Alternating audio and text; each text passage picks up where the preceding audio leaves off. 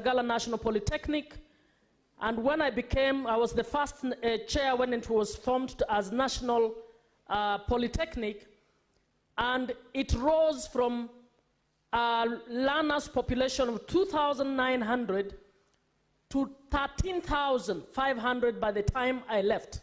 And anybody passing Sigalagala can see it has so much population, but there was no intergovernmental conversation around growing Sigalagala as a peri-urban area. So if we operationalized intergovernmental conversations, then the national government, as they declare national polytechnics and universities, would be compelled to also give conditional grants to develop the relevant peri-urban infrastructure to support those learning facilities. This is the context of that question. Thank you, Mr. Speaker. Honorable CS, you may now proceed to respond. Now, before the Honorable CS responds to this question, Honorable Senators, we have 6 questions directed to the CS. By way of managing time, each question will take a maximum of half an hour. The question by Senator Muma was raised at 10 a.m., and the most we can stretch it is up to 10:30. Thereafter, we'll move to the next, so that at least by 1, we'll have handled all the 6 questions. You may proceed, Honorable CS, to respond. Thank you, Mr. Speaker, and thank you, honorable members, for the invitation. And the message I've received here is well taken, and will ensure that when called upon, we will attend the Senate and respond to the questions as best as we can. Having said that, Honorable Speaker, in response to question 052, Part A, Mr. Speaker, the mandate of the national government in education and training is set out in the 4th schedule of the Constitution. The mandate of the national government is education policy, standards, curricular examinations, and the granting of university charters and other policies. The national government also has the responsibility over tertiary educational institutions and other institutions of research and higher learning, and primary schools, special education institutions, secondary schools, and special education institutions as well that I've indicated. The mandate of the county government, Mr. Speaker, on the other hand, is on the pre-primary education, village polytechnics, home craft centers, and child care facilities. In the national government, Mr. Speaker, the Ministry of Education, through the State Department for Technical, Vocational Education and Training, is responsible for education and training policies on examinations, assessments, and certification, including quality assurance in TVETs. The uniform implementation of these policies among the counties is key in achieving standardization of the quality of qualifications achieved by our learners. The overall framework, Mr. Speaker, for intergovernmental relations is in the Intergovernmental Relations Act 2012. The Act provides a framework for consultation and cooperation between the national and county governments amongst county governments. The State Department for Technical, Vocational Education and Training works with the Intergovernmental Relations Technical Committee and county governments and the Council of Governors to coordinate vocational education and training. This collaboration has been in the areas of policy development, legislation, norms and standards, and the implementation of the devolved functions. It's critical to note, Mr. Speaker, that for purposes of this coordination, the State Department for TVET has full-fledged directorate known as the Directorate of Vocational Education and Training, whose primary mandate is to provide the linkage and coordination with the county governments in the areas of policy coordination. This coordination is also achieved through the various semi-autonomous government agencies under the State Department, such as the Technical and Vocational Education and Training Authority, TVETA, the Kenya National Qualifications Authority, KNQA, and the Curriculum Development Assessment and Certification Council, the TVET-SEDAC. Mr. Speaker, TVETA undertakes the registration of TVETs, including vocational training centers, and the registration of trainers. In this regard, TVETA has so far registered 1,174 VTCs and licensed over 9,221 trainers countrywide. The TVETA board has also has a co-opted representative of the Council of Governors to articulate the matters of vocational training in counties. Mr. Speaker, KNQA is established under the Kenya National Qualifications Framework Act 2014. The Act mandates KNQA to coordinate the development of policies on national qualifications. In developing policies, KNQA sets out the specific roles and coordination mechanisms for each agency. These include the roles of the qualifications awarding institutions, regulators, assessment and examination bodies, institutions that perform placement and admission of trainees and curriculum developers. TVET-SEDAC, on the other hand, actively collaborates with various stakeholders, including county governments, industry players, and regulatory bodies in the rollout of the competency-based education and training. TVET-SEDAC has partnered with county governments to roll out competency-based assessment, and so far, several VTCs have been trained on the CBA. The VTCs accredited by TVETA to offer CBET course have been trained and capacity built to implement Level 3 and Level 4 CBET curriculum in these institutions. Mr. Speaker, trainers from the VTCs offering CBET have additionally been engaged by TVET-SEDAC as contracted professionals in the Level 3 and Level 4 courses. As assessors, the persons who develop and validate assessment tools, and also as examiners, these are the people who are engaged to mark national examinations. The same are engaged as supervisors, invigilators, and monitoring officers to oversee the conduct of summative assessments. TVET-SEDAC works closely with VTCs offering CBET assessments in their termly assessment series, which are 3 in a year. That's March, April, July, August, and November, December. Mr. Speaker, it's also important to note that county governments are represented in the boards of governors of TVET institutions in their respective counties.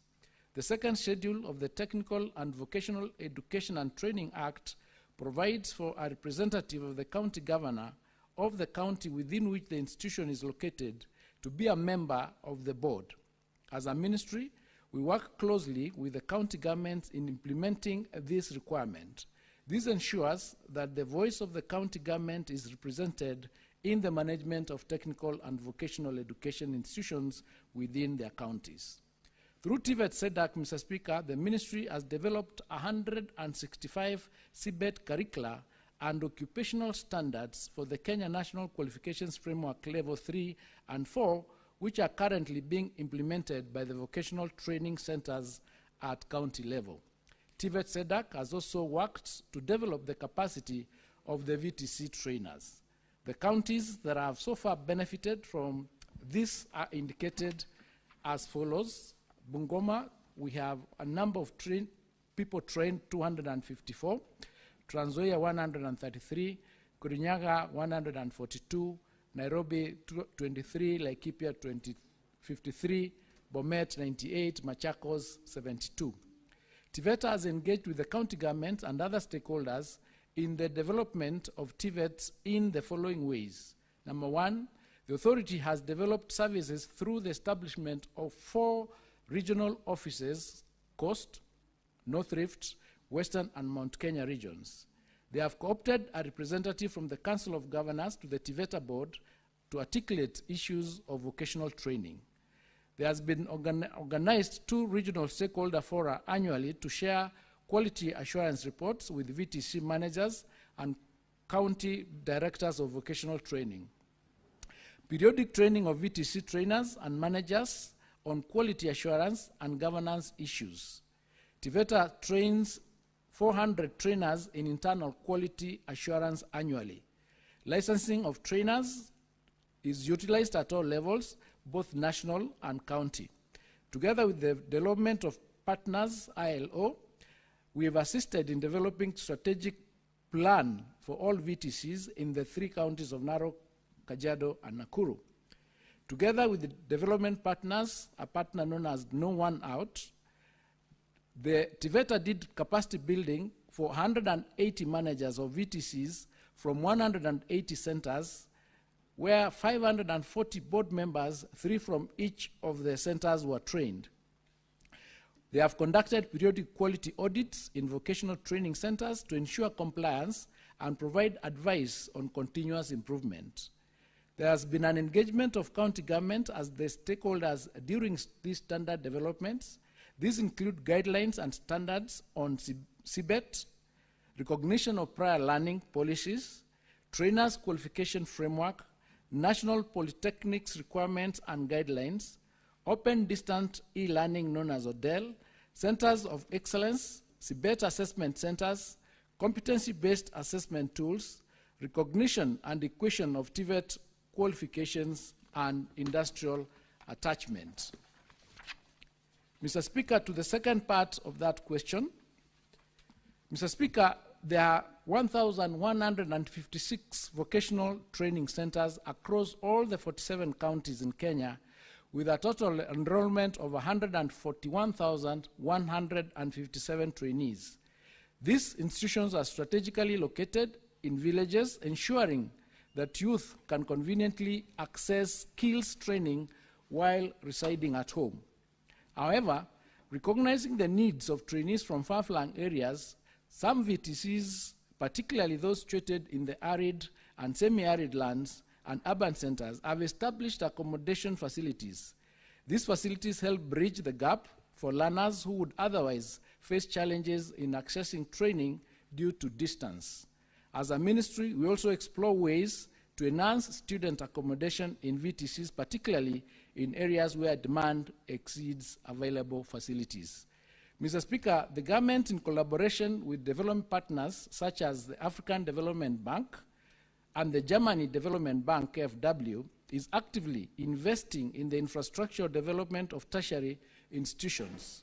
Additionally, funding is being sourced from the National Government Constituency Development Fund and contributions from local communities surrounding these institutions. To further address the shortage of student accommodation in tertiary institutions, the government is engaging private investors through a structured public-private partnership processes. Through this, the government encourages potential investors with interest in developing accommodation facilities within tertiary institutions to make such investments.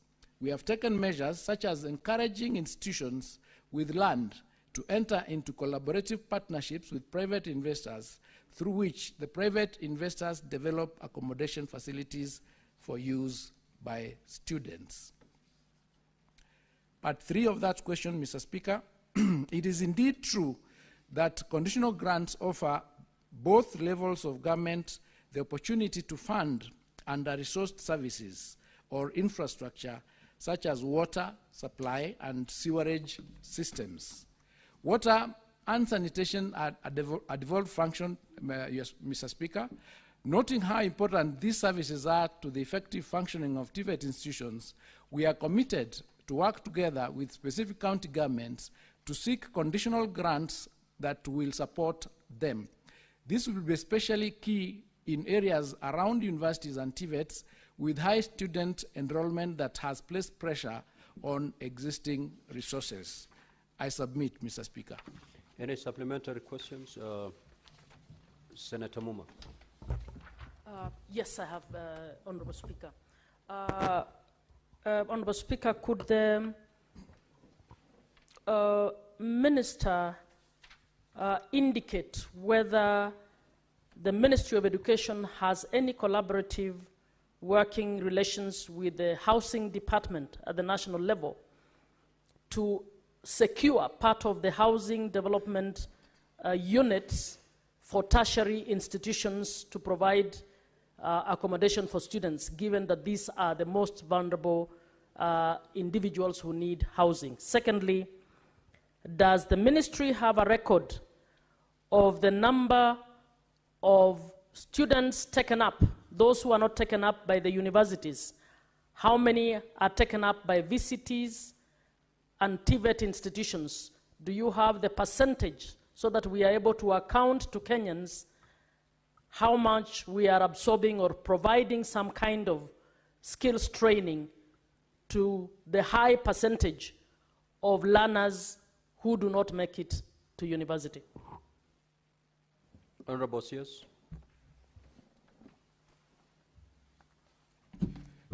Thank you, Mr. Speaker. I can confirm that we have collaborative working agreement with the national government through the Ministry of Housing to provide accommodation to tertiary institutions using the housing levy through the affordable housing program. Indeed, this last month there has been an advertisement of a number of housing accommodation units to our tertiary and VTCs. I don't have the exact number here, but we are working with them, and we've agreed on the part of housing that they'll assist in providing hostels from that fund to our institutions, including universities and also tertiary institutions, including TVETs. This is because it will help increase the number of the enrollment we get in those institutions, because accommodation is very, very crucial. In terms of the university, the number of students that we are putting through TVETs, I'll just use the example of last year, the last year's KCSE examinations. We had a percentage of 25% passing to be able to go to universities who got C+ and above. That means about 75% got below the C+. Now, the 25% was 246,000 students. The number that did examinations last year for KCSE was 965. So we have about 750 students who are supposed to go to VTCs and TVETs. When we opened the portal for TVETs, 8,000 of the students who qualified to go to universities actually elected to go to TVET. I do not have the actual breakdown of the numbers that have been enrolled to TVET this year, but I can have that done and will provide it in writing so that I don't give a figure that is incorrect. But we are doing something about it. Senator Muma, you've had your opportunity. Allow other senators to ask any other supplementary questions. Senator Boni. Mr. Speaker, there has been additional strain on the newly promoted national polytechnics, rather TTIs that have been promoted to national polytechnics, with special reference to Shemberere in Malaba Sub-County National Polytechnic and Sigalagala in Shinyalu Kolomani sub-counties. The President, while visiting us, assured us that he was going to put up a number of hostels in those institutions. Mr. Speaker, could the CS confirm how much money he has now set aside for constructing these facilities as directed by the President in those two institutions, and when is the construction going to commence? And could you reassure our students that the other areas of need, like lack of where the children can play, you go to Shemberere, we have thousands of children, they just walk up and side the road, up and down, they have nowhere to play. Same to Shikalagala, they end up going to Hayeka Market and Gambia Mwanza to take alcohol in the afternoon instead of being involved in sports. How much investment are you putting in expanding sporting areas of those two institutions? Thank you, Mr. Speaker, sir. Honorable CS, you've noted down those questions. You'll take more, then you can respond at a go. Senator Agnes Mudama.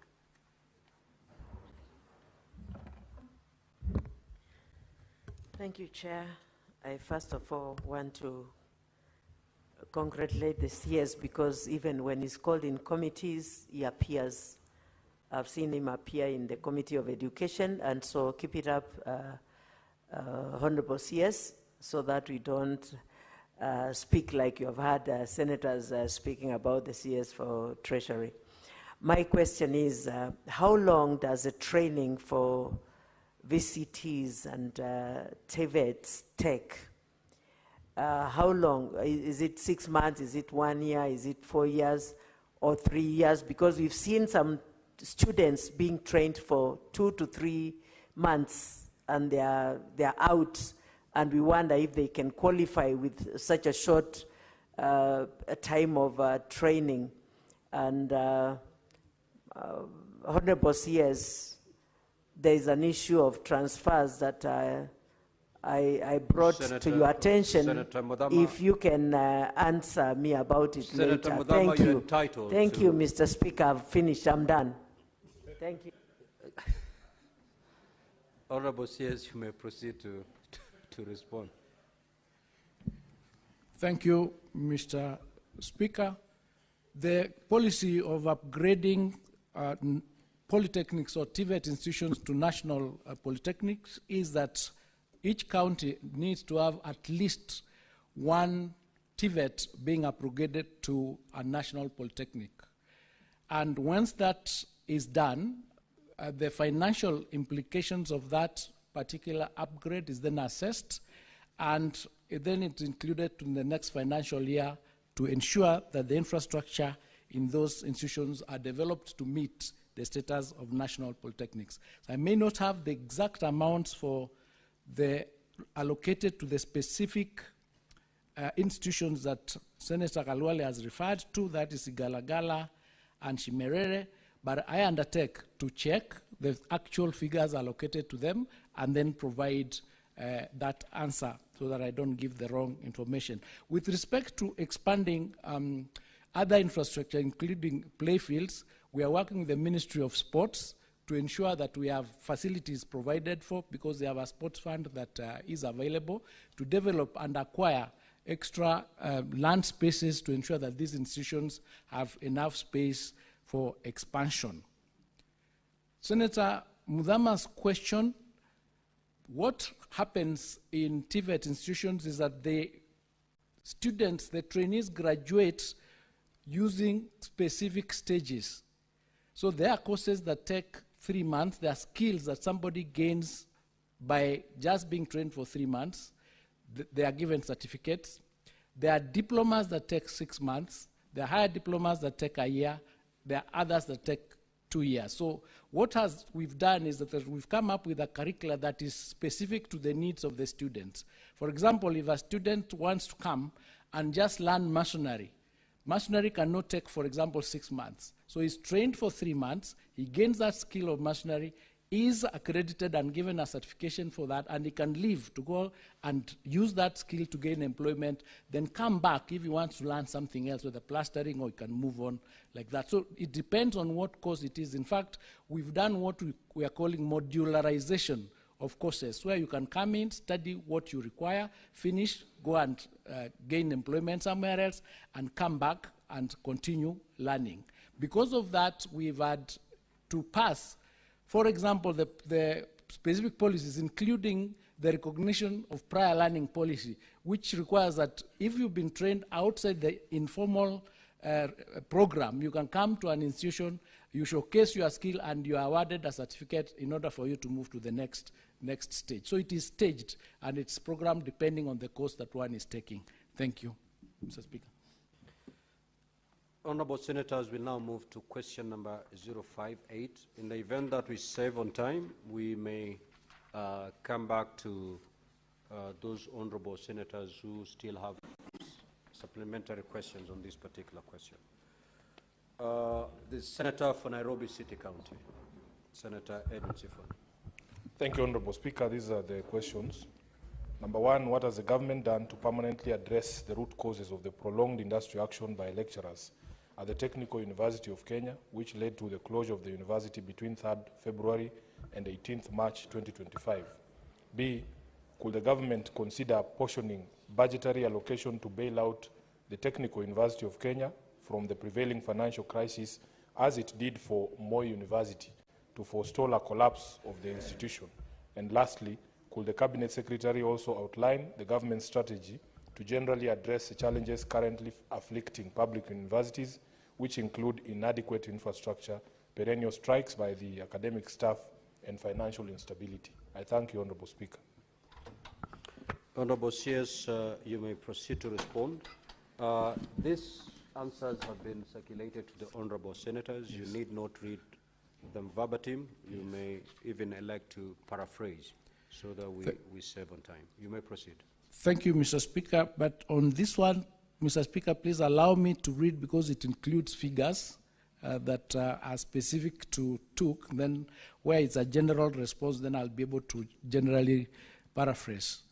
Mr. Speaker, the award of charter to the Technical University of Kenya as a full-fledged university was done on the 15th of January 2013. Since that time, Mr. Speaker, TUK has operated with chronic funding shortfalls. The monthly revenue is approximately 207 million, including 63 million that is given to them through capitation. This falls very, very short of the monthly expenditure of 314 million, which includes a wage bill of 272 million, which has not been met, contributing, Mr. Speaker, to a debt of 12.9 billion, inclusive of CBA's arrears of the cycle of 2017 to 2021. Mr. Speaker, because of these cash flow challenges, the university then resorted to paying net salary to all staff and was unable to pay any remit any statutory deductions, that is pensions, pay, and housing levy, or any third-party deductions, that is union dues, bank loans, SACCOs, welfare, insurance premiums, etc.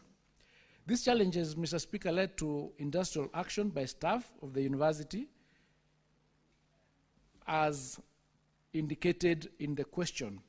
Mr. Speaker, there is a table that we've annexed there, table 2, that shows the particularization of the debt, including what is due to contractors, what is pending to pension, which is 4.3 billion, third-party funds, statutory deductions, banks, SACCOs, insurance, CBA arrears, staff claim, all totaling to 2.9 billion.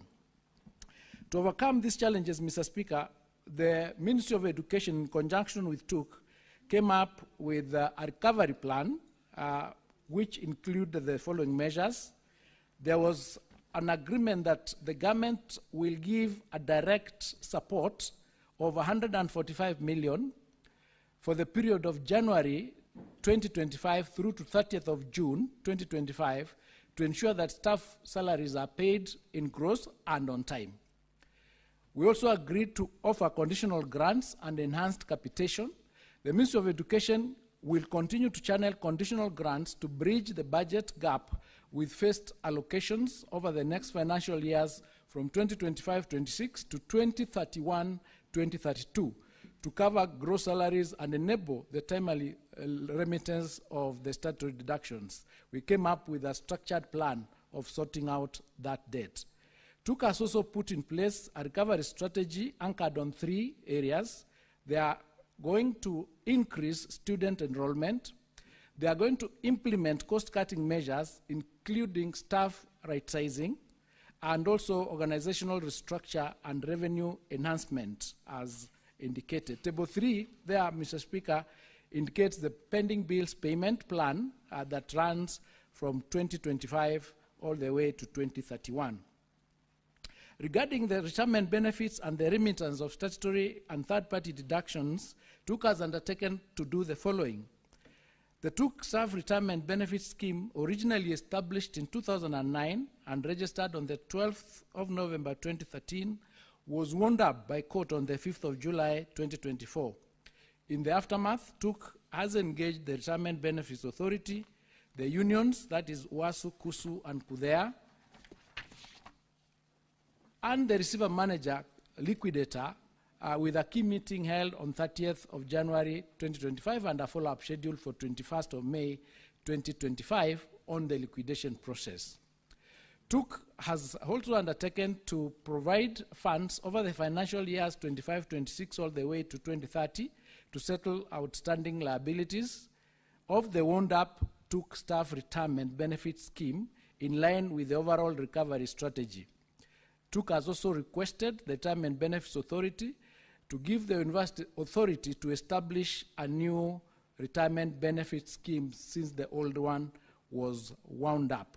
That would enable to ensure that the future financial deductions have a place to be utilized and for members who retire to get their benefits.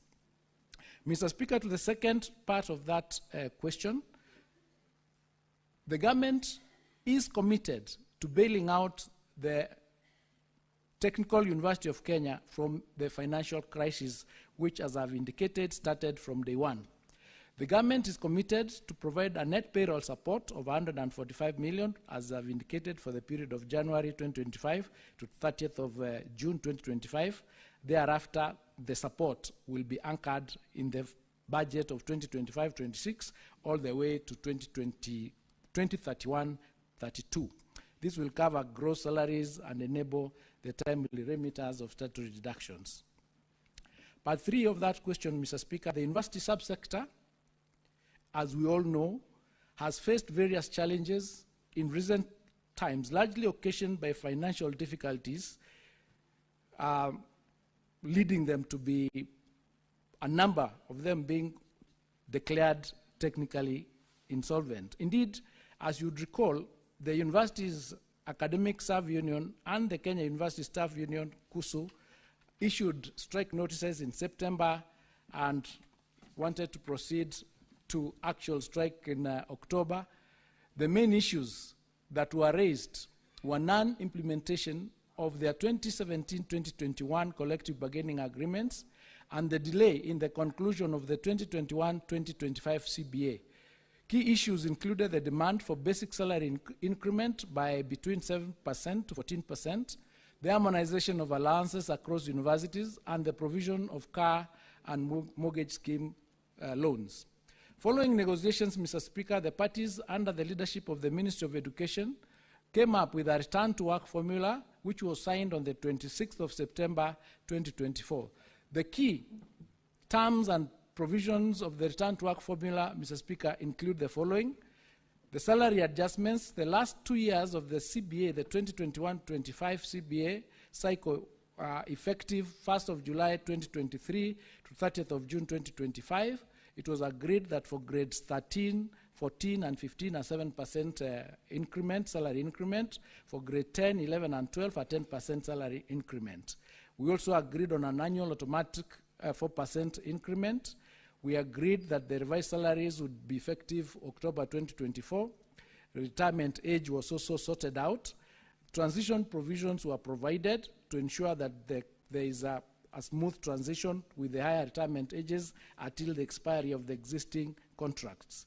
Harmonization of allowances was also undertaken beginning October 2024, which resolved the issues that were raised relating to different allowances being given by different universities.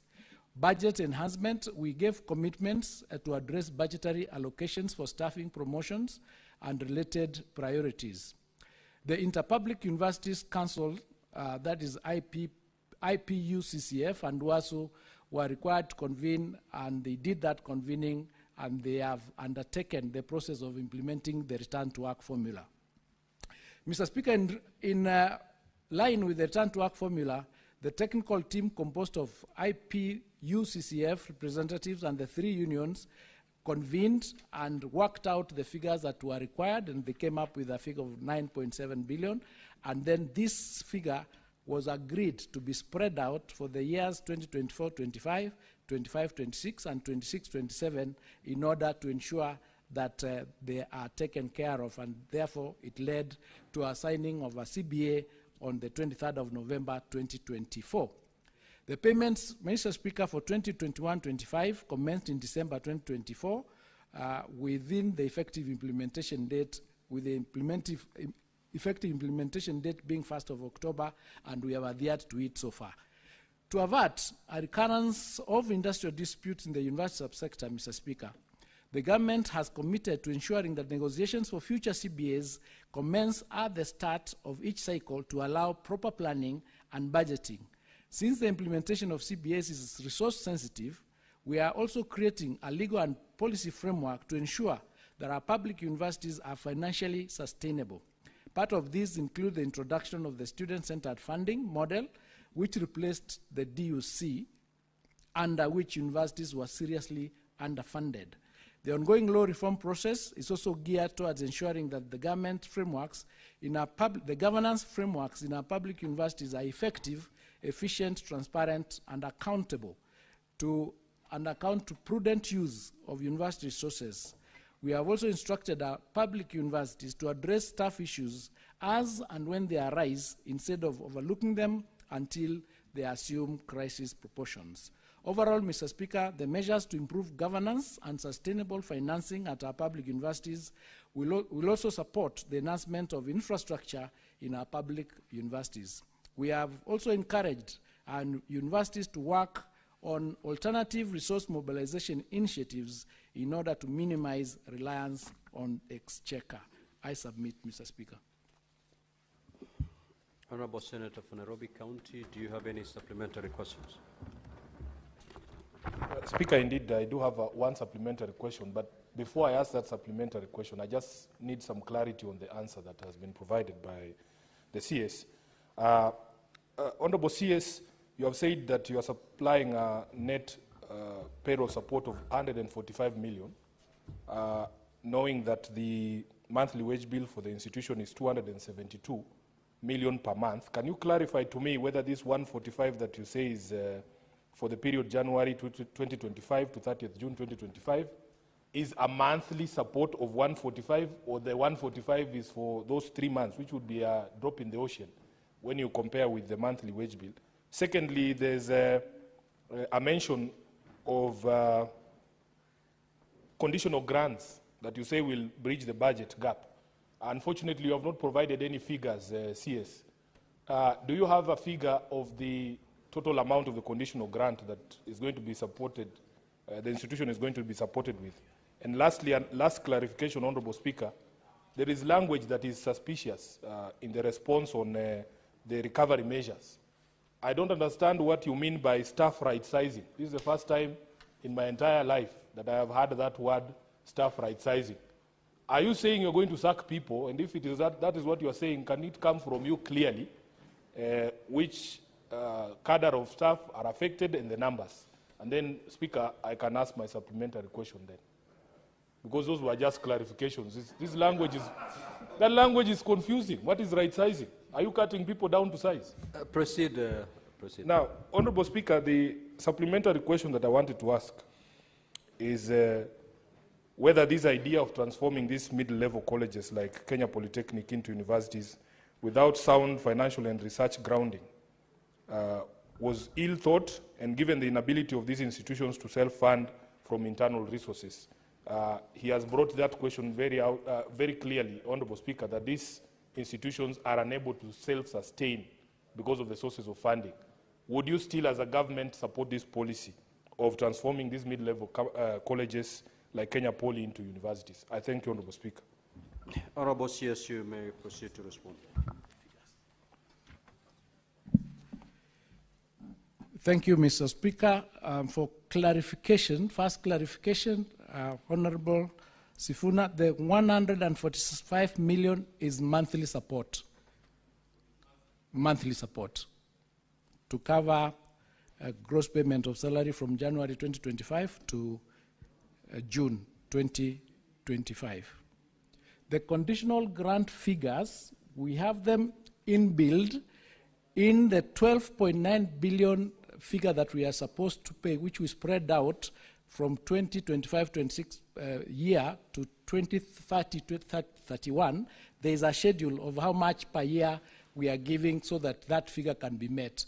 The idea was, take the 12.9 billion, spread it out because the government cannot afford to pay all of it at once. Spread it out because, for example, if you take the 4.3 billion, that is the amount for pension, we know it is not required all at once. So we spread that figure out so that at least when people retire, they do not go home without any money. So we put in some money current so that when you retire, you are getting money, and we keep increasing that figure so that by the end of 2031, we'll have cleared the debt and will be in a position of sustainability. On right sizing, Mr. Speaker, this is rationalization of the staff. What I will explain further, Honorable Senator.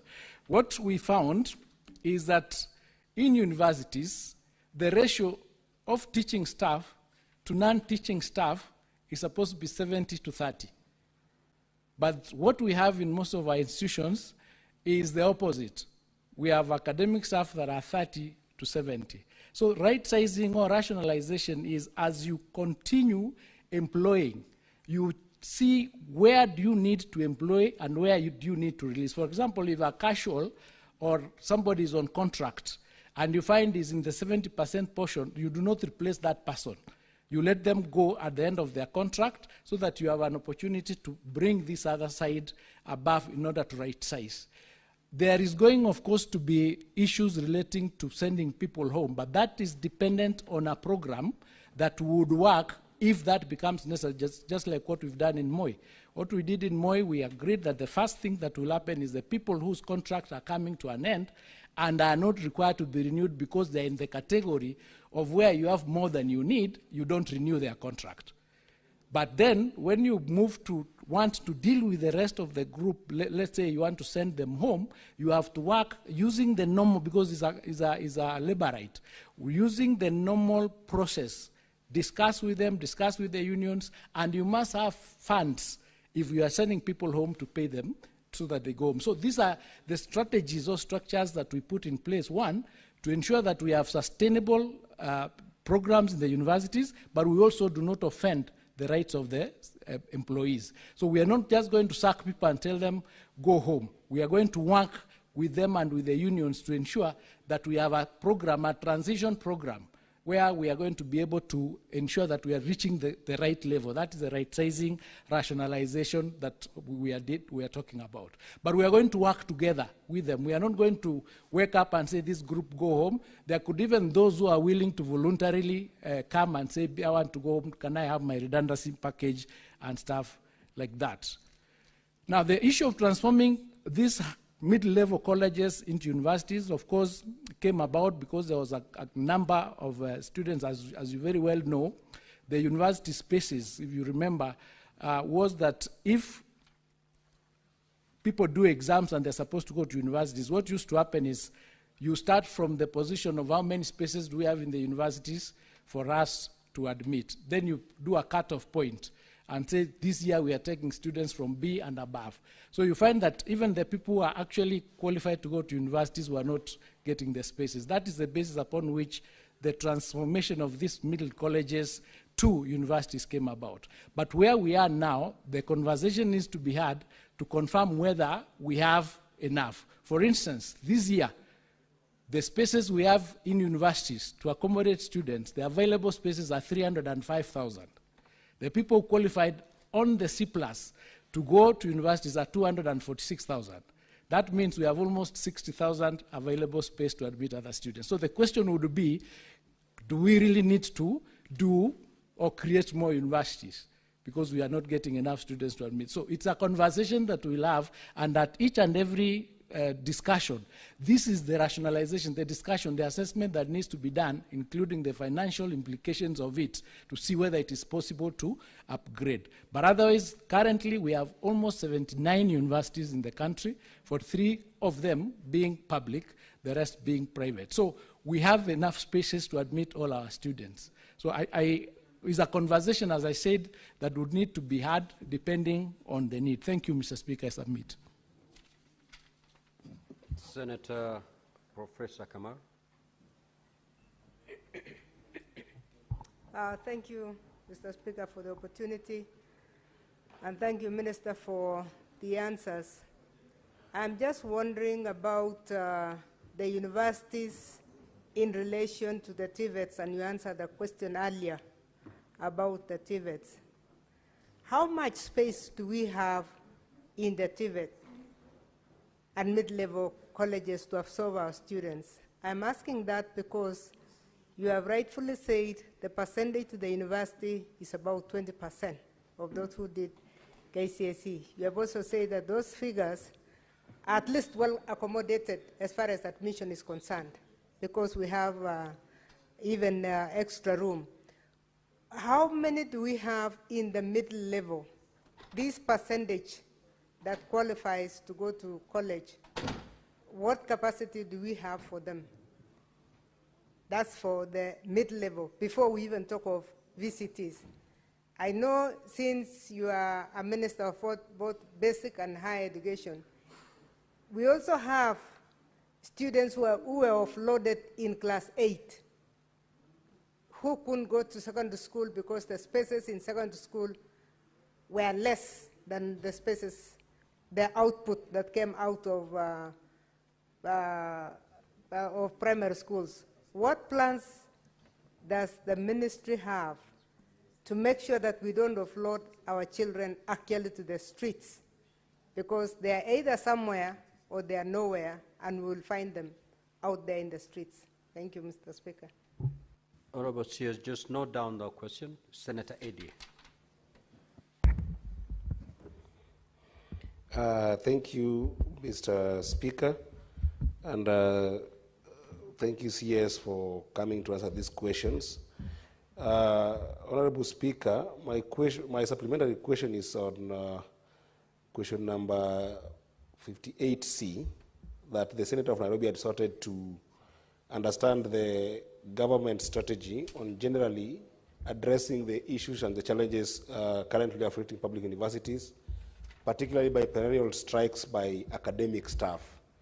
My question to the CS is, Bona CS, is there a specific remedy or a variety of remedies that you have put in place to deal with the disadvantage that students get with these strikes, and particularly where sometimes they're not concerned?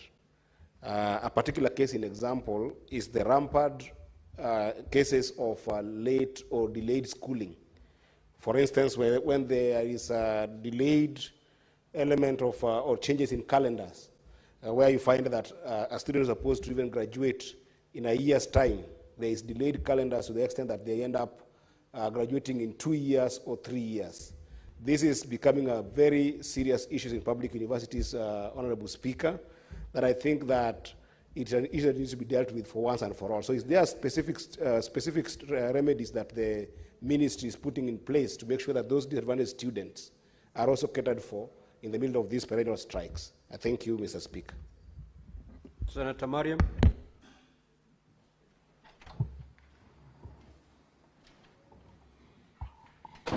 Thank you, Mr. Speaker, for giving me this opportunity.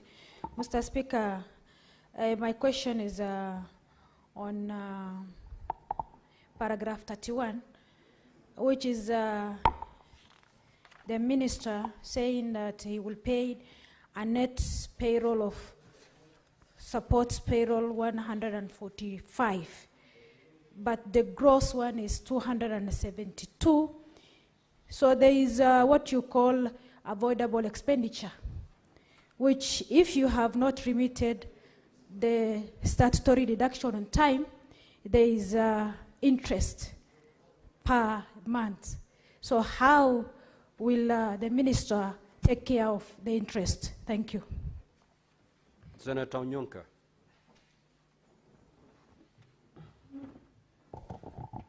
Mr. Speaker, thank you for giving me the opportunity to raise a supplementary question to the CS. CS, first of all, I want to welcome you as my CS because we come from the same county, but professionally I'm happy. I'm declaring my interest, Mr. Speaker. The question I wanted to ask CS is that given the fact that you realize we are having a challenge on the housing problem within these institutions, has the ministry done an audit to find out, for example, how many hostels do all our TVETs need? And most probably, I'm sure CS, you know, even all our universities have no housing facilities or hostels. What is the most probable resolution or solution would you offer this country in terms of either systematically spread out over a period of time so that we can then solve the issue of the deficit of all our universities and technical vocational training institutes where our children, young children, have no places to stay? And I'm sure, like you had Honorable Boni Halwala state, that even when these young men and women are going for this training, these untoward issues of alcohol abuse and social dysfunction, if we had hostels which are managed properly and were observing the law, we would actually make our children are responsible and they worked hard. Thank you, Mr. Speaker. Senator Gataya. Senator Mofire. Thank you, Honorable Speaker. My question is written to the predecessor to the current minister. Came here and I had the same question. There is this school called Kamutwado Primary School, which was allocated 20 million. 2 million was advanced. That was 2019-2020 financial year. And up to now, that school has not gotten the balance of 80 million. That is 2019-2020 financial year. The predecessor, Honorable Machogu, the CS Machogu, had promised to give them balance. I don't know whether in your archives you have that information, Honorable Waziri. There is also the Raka Technical College, which the community and the board would want it elevated to the National Polytechnic, because that is the only technical that serves quite a very huge population, the entire lower part of Eastern Province and some part of Kambani and some parts of Maua.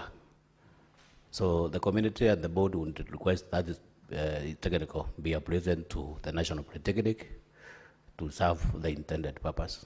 Thank you, Honorable Speaker. Senator Boni.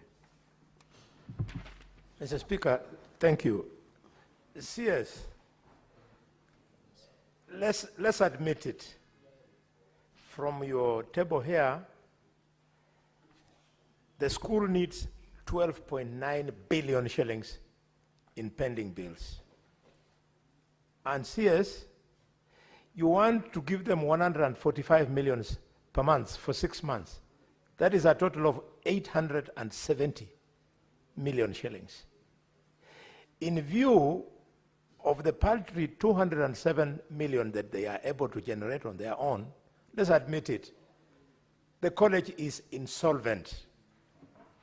Can you make an undertaking, Minister, because you can't do it now, that a few weeks or months from now, you will present to the public a comprehensive strategy of how you want to rid this problem of insolvency at the Technical University College. Having said that, allow me to make a passing remark, briefly, Speaker, that the government must do something so that you talk to parents that it is not a must that every child gets a university degree. The courses that were being offered by the Kenya Polytechnic that was converted were equally competitive in the job market. Thank you, Mr. Speaker. Honorable CS, you may now proceed to respond.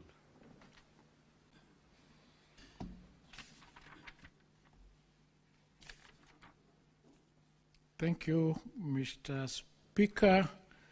To Professor Kamar's question, how much space we have in the mid-level colleges. Mr. Speaker, we are spaces available to almost 1 million in TVETs. This is because of the structure of the programs that are offered. As I indicated, we have modularized those programs, and so students can come in and out. And remember, when TVETs were formed, they were supposed to absorb the students who are not going to universities. Now, in 2025, we had a total of 375,000 students in TVETs, when the student admission to universities was at 22%, and universities had almost 800,000 students.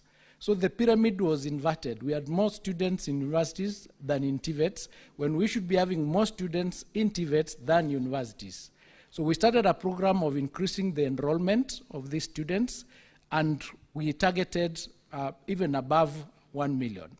When we started in January this year, we've raised the enrollment from 375,000 to almost 700,000 as we speak. And they are all in college, and we do admissions in January, we do admissions in May, we do admissions ongoing every quarter. So there is enough space to admit the students in our institutions, both TVET and VTCs, those ones who do not go to universities. And to Senator Boni Kalwale's recommendation, it is true that some of the courses, because even now universities have a TVET institution within them, so that we have students who go to a university, but they go to the TVET in the university, meaning that these are now courses that we can agree that we need to absorb our students into those universities. And that goes to answer the question of, we have a number of our students or young people between the age of 18 and 35 who are neither in formal school or in formal employment. So they are the ones that are out here, which the TVETs is supposed to absorb and remove them from the streets, so that we can skill them to be able to play a role in the economy, so that we have plumbers, we have electricians, we have engineers, they can progress, and there are many other IT programs that we are offering in that space. So it is important that all of us start working. In fact, the issue of enrollment to TVETs is being spearheaded in conjunction with NGAO, because we are using an all-of-government approach, and we're ensuring that these people, when they go to barazas, they tell the parents what is important, or how useful the courses that would be in those institutions are covered. Apart from that, we have a lot of equipment in those institutions of TVET. So learning on hands-on learning is that much more effective. And recently we passed a policy called dual training policy, where our students would be taught in institutions for 50% of the time, and the other 50% they go to industry. And we are signing collaboration agreements with industry in various places, of the people doing textile, people doing any other industry, so that we can have our children, when they are learning, to learn hands-on. So there's something that we are doing in this space to ensure that we reduce the number of our students who are not skilled. Senator Eddie's question, is there a specific remedy to deal with? Yes, what happened is, for example, in Moe, if you recall, there were students who are doing medicine, and they had been in that institution for 9 years, for courses that were taking 6 years. So they had lost 3 years in that university. So when the strike came, and we came up with a package to resolve the issues of Moe, we also came up with a package to resolve that problem of those medical students, which related to training in the referral hospitals. And we came up with a program where they expanded the program from Moe Referral Hospital to Iten, so that you can be able to do many more students. And because of that, we were able to graduate those students in March this year. The first students graduated in November last year, 28th of November last year, but the medical students and other batch that had remained behind graduated in March this year. So when we come up with a program to ensure that the strike is resolved, we also work towards coming up with a program on how the students who have suffered are going to meet their lecture time so that they can graduate. And what we have come up with is to just agree as Kenyans that we need to resolve the problems early. One of the problems we discovered is that most academic strikes arise out of their CBAs. Now, we found that CBAs are negotiated at the end of their lifespan. Now, when you negotiate a CBA at the end of its lifespan, it means you've not budgeted for it, there's no predictability, you are not aware of what was required, and we've insisted that going forward, the CBAs should be negotiated at the beginning of their lifespan so that we know this is the amount of money we'll need to afford.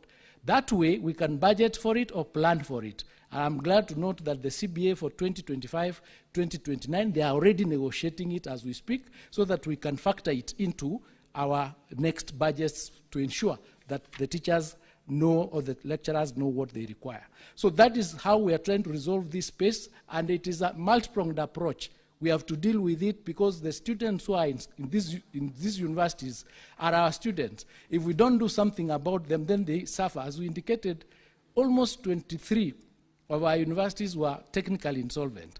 If we carried through the insolvency and said these ones are dead, let them go, we'd be having a number of our students not having spaces to go. So we had to make a decision, a hard decision on what we do so that we keep these universities floating, as well as ensure that our students have, they can be able to get their education and graduate. On the question of the interest on the 145 million, what we are doing is negotiate with the institutions. For example, payee is remitted to KRA. So when you don't remit, there is penalty and there is interest. So what we are doing is negotiate with them that let's pay the principal and the interest and penalties is removed, and we have a payment plan that runs several years to be able to bring it up to standard. That's what we are doing with the issue of interest and penalties. The challenges in housing, the ministry has not undertaken an audit of all the universities on the housing that they require, but each university has undertaken their own assessment of the percentage of the universities of the student hostels that they require. And I'm glad to report that because universities are independent institutions under their charter, some of them have done very well. For example, Maseno has done an assessment of how many student hostels they have, and they keep building these hostels every year, including having the capacity to go into the market and getting loan facilities to build the facilities as they continue clearing the loan, and they are doing that. In the cooperative university where we were the other day, and I'm happy to note that recently we were able to enthrone the youngest chancellor in the country, a 36-year-old young man who is working for an international bank. And so these are some of the changes that we are doing to ensure that we get support from various partners.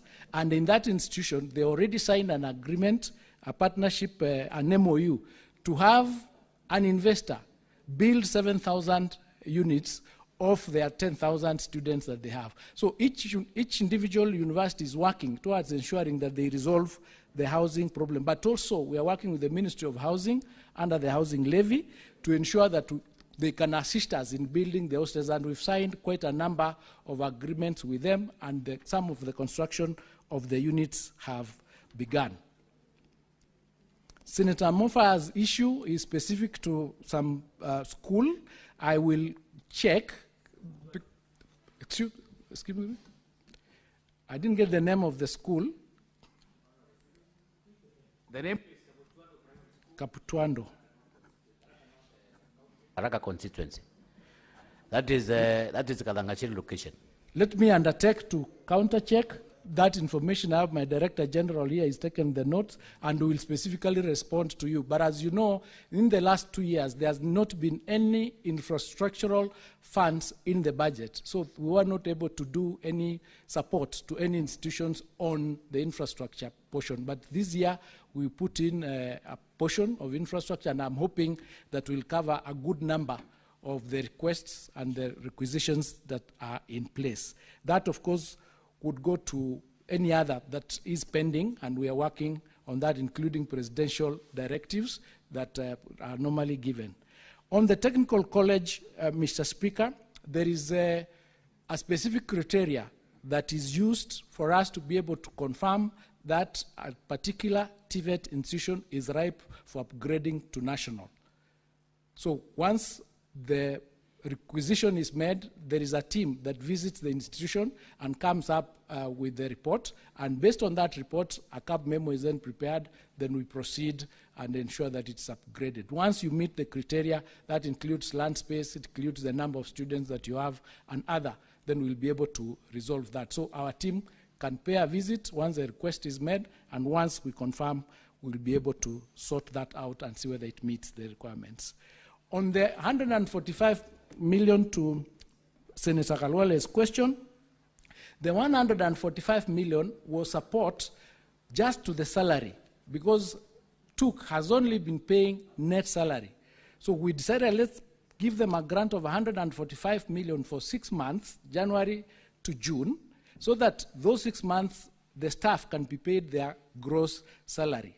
The 12.9 billion debt we have put a strategic plan in it, and it is stipulated on table number 3 on how we are going to clear it. What we did is we spread that out over the years so that for each portion, for each area, for example, contractors and general creditors, the pending bills are 360 million. So for the year 2025-26, they would be paid 17 million. Then the next payment to them would have been the year 2028-29. So we spread it out. We spread the whole of 12.9 billion over a longer period so that the government can be giving money in each budget year, financial year, so that by 2031, it is cleared as we sort out these other issues that are there. So we have a plan to ensure that we do not allow any of our universities to go down. We have done this for TUK. We've also done it for MOI. It's the same thing. MOI goes all the way to 2028.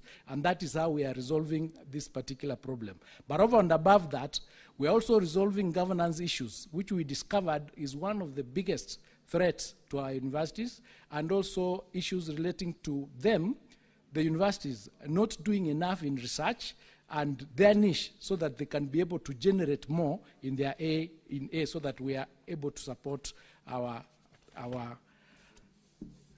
budget in those institutions. Thank you. I submit, Mr. Speaker. We'll now proceed to question number 060 by the Honorable Senator George Mbugua.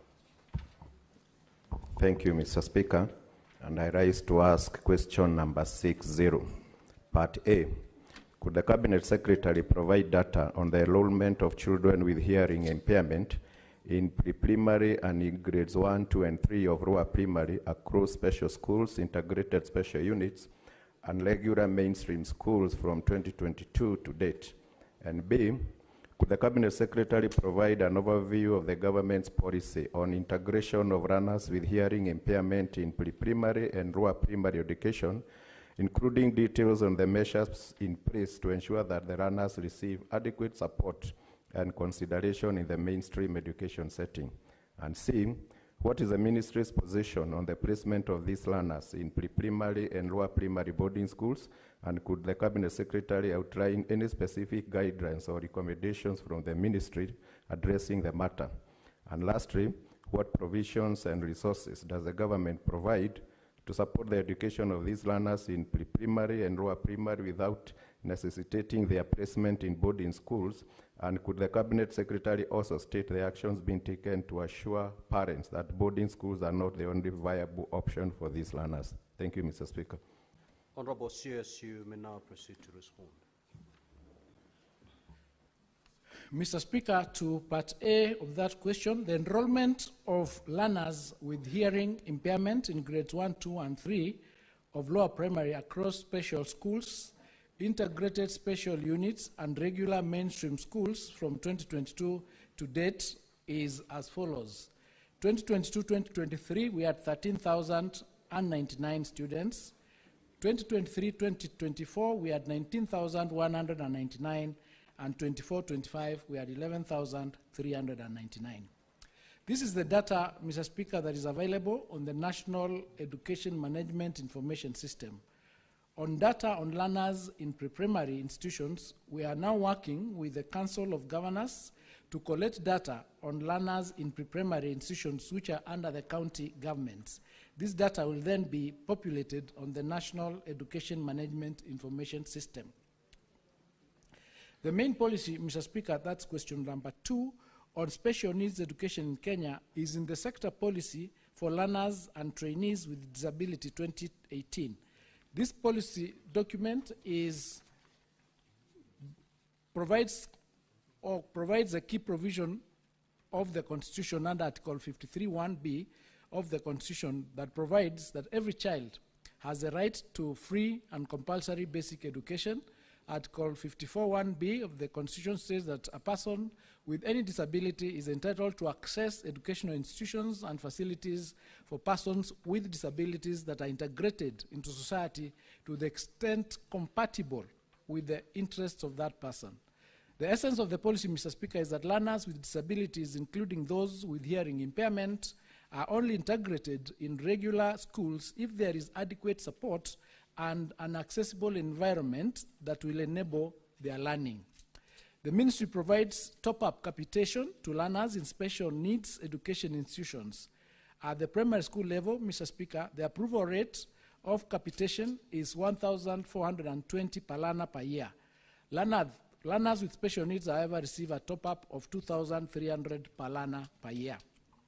Those in boarding schools are allocated 11,000 per learner per year to subsidize for boarding costs. At the secondary school level, Mr. Speaker, the approval rate of capitation is 22,244 per learner, with a top-up of 35,730 per learner for schools with special needs.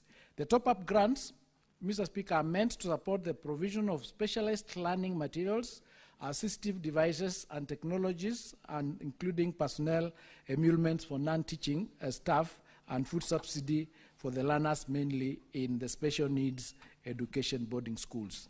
The ministry also implements both age-based and stage-based curriculum to support learners with special needs. Age-based curriculum applies to learners who proceed to the next level depending on their age. Those with severe disabilities proceed to the stage-based curriculum.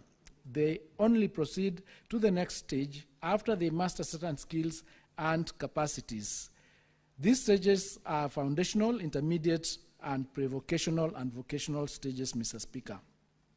Question number 3. Mr. Speaker, the sector policy of learners and trainees with disabilities 2018 provides for disability inclusive education, meaning that a learner can be placed in any school of choice as long as the school has the requisite support system that will enable the learner to access education. Placement options available for learners include special schools, integrated schools, and regular schools with special units. For lower primary boarding schools, assessment of learners is done by education assessment and resource centers to determine the type of disability, after which placement is done accordingly. The assessment report, Mr. Speaker, informs the kind of intervention and support required by the learner. And lastly, Mr. Speaker, after assessment and placement of learners, the government provides the following to learners in primary schools. At the primary school level, the approval rate of capitation, as I indicated, is 1,420 with a top-up of 2,300. Boarding schools is 11,000. And after assessment and determination of the type of need, the SNE learner, the ministry, through Kenya Institute of Special Education, provides assistive devices like hearing aids, among others. I submit, Mr. Speaker. Senator Mbugo. Thank you, Mr. Speaker. On my supplementary question, CS, I would want you to tell this House what measures have been put in place to ensure inclusive infrastructure in this school, and 2, I would want you to explain to us why there is a substantial decline in enrollment from 2023 to 2024 and 2024 to 2025. Thank you. Honorable CS, you may proceed to respond. Thank you, Mr. Speaker. The ministry is working to ensure that under the competency-based education, enough infrastructure is provided for in the schools so that we can have the students with special needs integrated. Up to this time, Mr. Speaker, the students would go to the schools that had the facilities to support them, depending on the severity of the disability. Where the disability was in such a manner that they could not be supported in particular institutions, then they went to the special schools that are provided. So on the decline, Mr. Speaker, I have not done an audit to find out why there has been a decline in enrollment, and maybe I would, in 2022-2023, there was 13,099. 23-24, it was 19,000. Then it came down 24-25 to 11,000. We'll need to check that and revert back to the honourable member, Mr. Speaker. Thank you. Senator Muma. Thank you, Honourable Speaker, for the opportunity to ask a question. Honourable CS, in your answer to C, you have indicated that a learner with disability may be placed in any school so long as the school has facilities to support them. In my view, that is the wrong notion. Actually, under the Convention on the Rights of Persons with Disability, which now forms part of the laws of Kenya, every school is supposed to be facilitated by government to integrate learners with disability, which means that a student within a particular region or locality should not be going far away to look for a school because the schools next to them do not have facilities that integrate disability. So my question is, what are we doing to ensure that we implement our obligations to persons with disabilities, to learners with disability, without making it optional? What you are suggesting is that we will make it optional. The school that has the facility is the one that the student will go to. What we need is that every school should actually have infrastructure that is integrated for disability to ensure learners with disability in that locality to access that education. Honourable CS.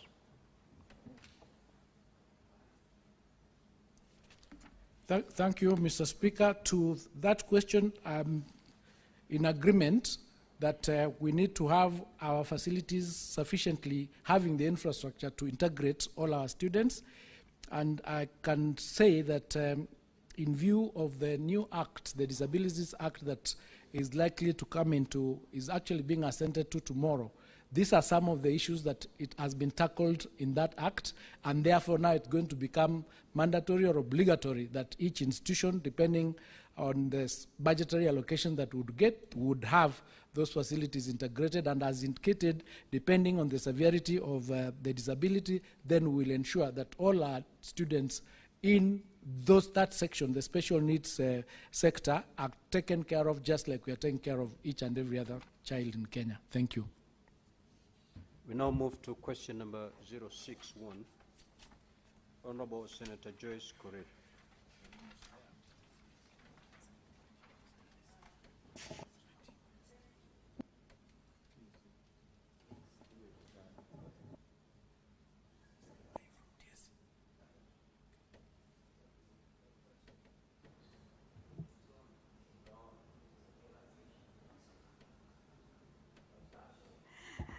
Thank you, Mr. Speaker, sir. Mr. Speaker, I stand to ask a question on behalf of Senator Joyce Correa, MP. Could the Cabinet Secretary provide data on the number of unemployed teachers who are yet to be observed by the Teacher Service Commission across all counties, categorized by their year of graduation, and indicate the current employment gap in each county?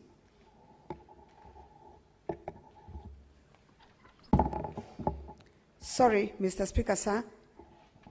I think that was the answer. The question was, could the Cabinet Secretary provide data on the number of unemployed teachers who are yet to be observed by the Teacher Service Commission across all counties, categorized by their year of graduation, and indicate the current employment gap in each county?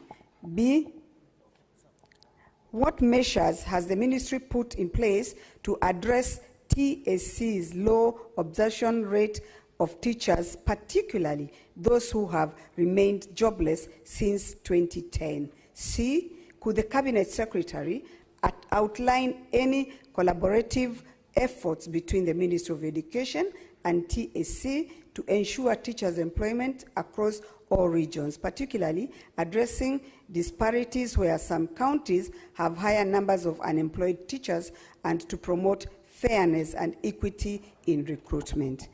Thank you, Mr. Speaker, sir. Honourable CS, you may proceed to respond. Thank you, Mr. Speaker. To part A of that question, Mr. Speaker, under Article 237, Sub-Article 2A of the Constitution of Kenya, grants the Teacher Service Commission the mandate to register teachers who meet the qualifications for registration under the TSC Act.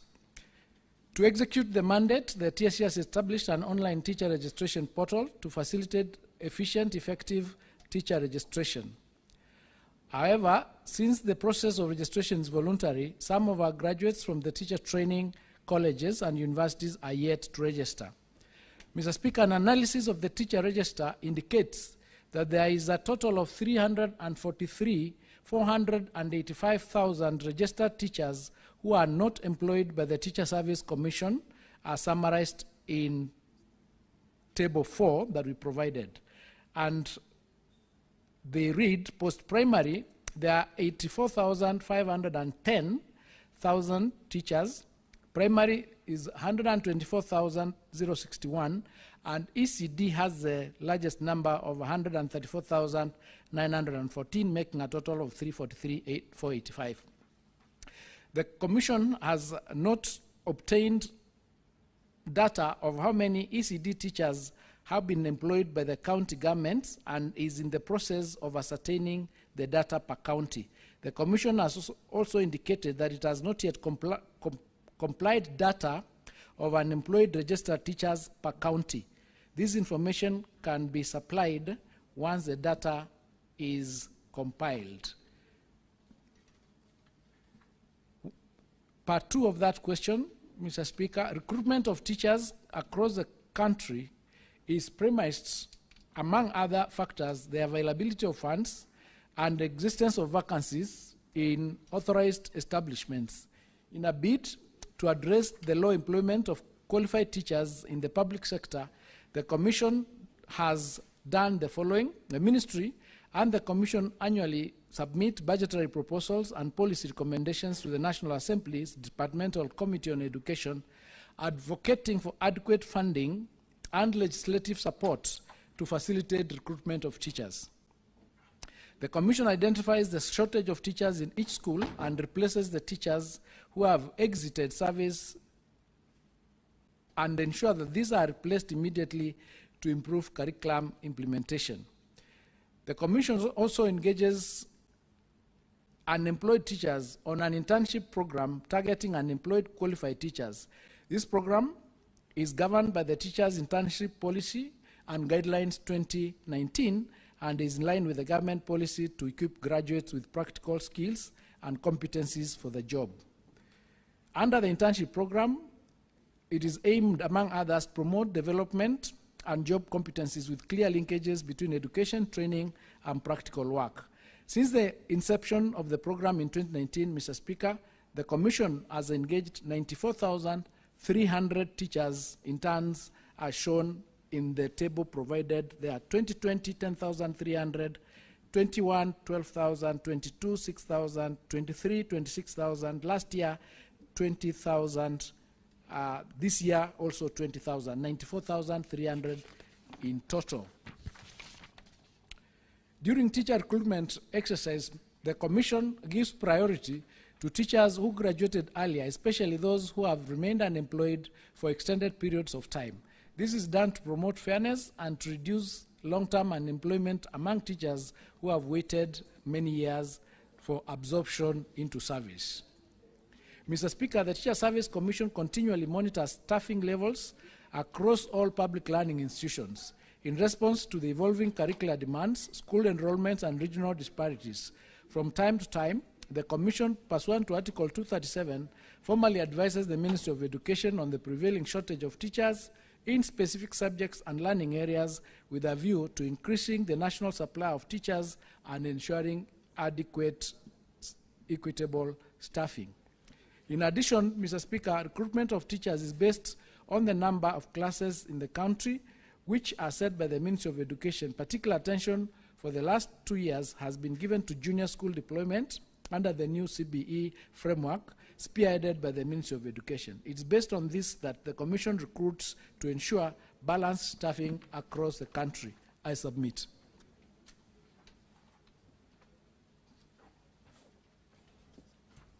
Senator Montent, do you have any supplementary question? Yes, thank you, Mr. Speaker, sir. Mr. Speaker, I would want to ask the CS whether he is making any efforts to sensitize and address these graduates to register, since we continue to witness a lot of complaints after every recruitment, as I can cite the just finalized recruitment a few months ago. CS. Thank you, Mr. Speaker. The graduates are encouraged to register, and as we have indicated, there are already over 343,000 registered qualified teachers in the register who are not yet employed. And so the employment, as I've indicated by TSC, under the TSC policy is to ensure that those who are employed are those who graduated earlier. So that is the rationalization that we deal with the TSC to ensure that they comply with that, so that we don't have teachers who graduated like 2010 or before who are not yet in employment. Thank you. Senator Fatuma Duro, do you have a supplementary question? Mr. Speaker, I had a problem with my gadget when the question on vocation was asked. Can you allow me to ask a question? Yes, proceed. Okay, thank you. First, Karibu Waziri. Sorry also for bashing your colleagues in front of you. I have 2 technical colleges in Isiolo County, one in Merti and another one in Garbatula. The one in Garbatula is not operational up to now, almost 10 years down the line. And the one in Merti is actually operational, but it lacks equipment. So my question is, what are you planning to do about it? And number 3, Mr. Speaker, I just wanted to ask if you also supervise vocational training colleges, because I see like counties don't have capacity. And I have one in Isiolo town where actually the standard is very low. So do you actually do capacity building on the same? I thank you. Let us get to move for Senator Kabango Paul Kalungo. Thank you very much, Mr. Speaker, for the opportunity to ask my question. And my question is based on, Mr. Speaker, if you wish to move mountains tomorrow, you must start by lifting stones today. My question is, can the CS provide a projection of teachers' demand over the next 5 years, Mr. Speaker? Because, Mr. Speaker, that projection is needed for Parliament also to plan, also for the Ministry to plan, in regards to the population of the students, the infrastructure, and all that pertains to giving quality education to the students. So can he give the projection for the next 5 years? Thank you very much, Mr. Speaker. Okay, Senator Margaret Jebkoech Kamar. Thank you, Mr. Speaker. CS, you have mentioned that the TSC prioritizes the old graduates.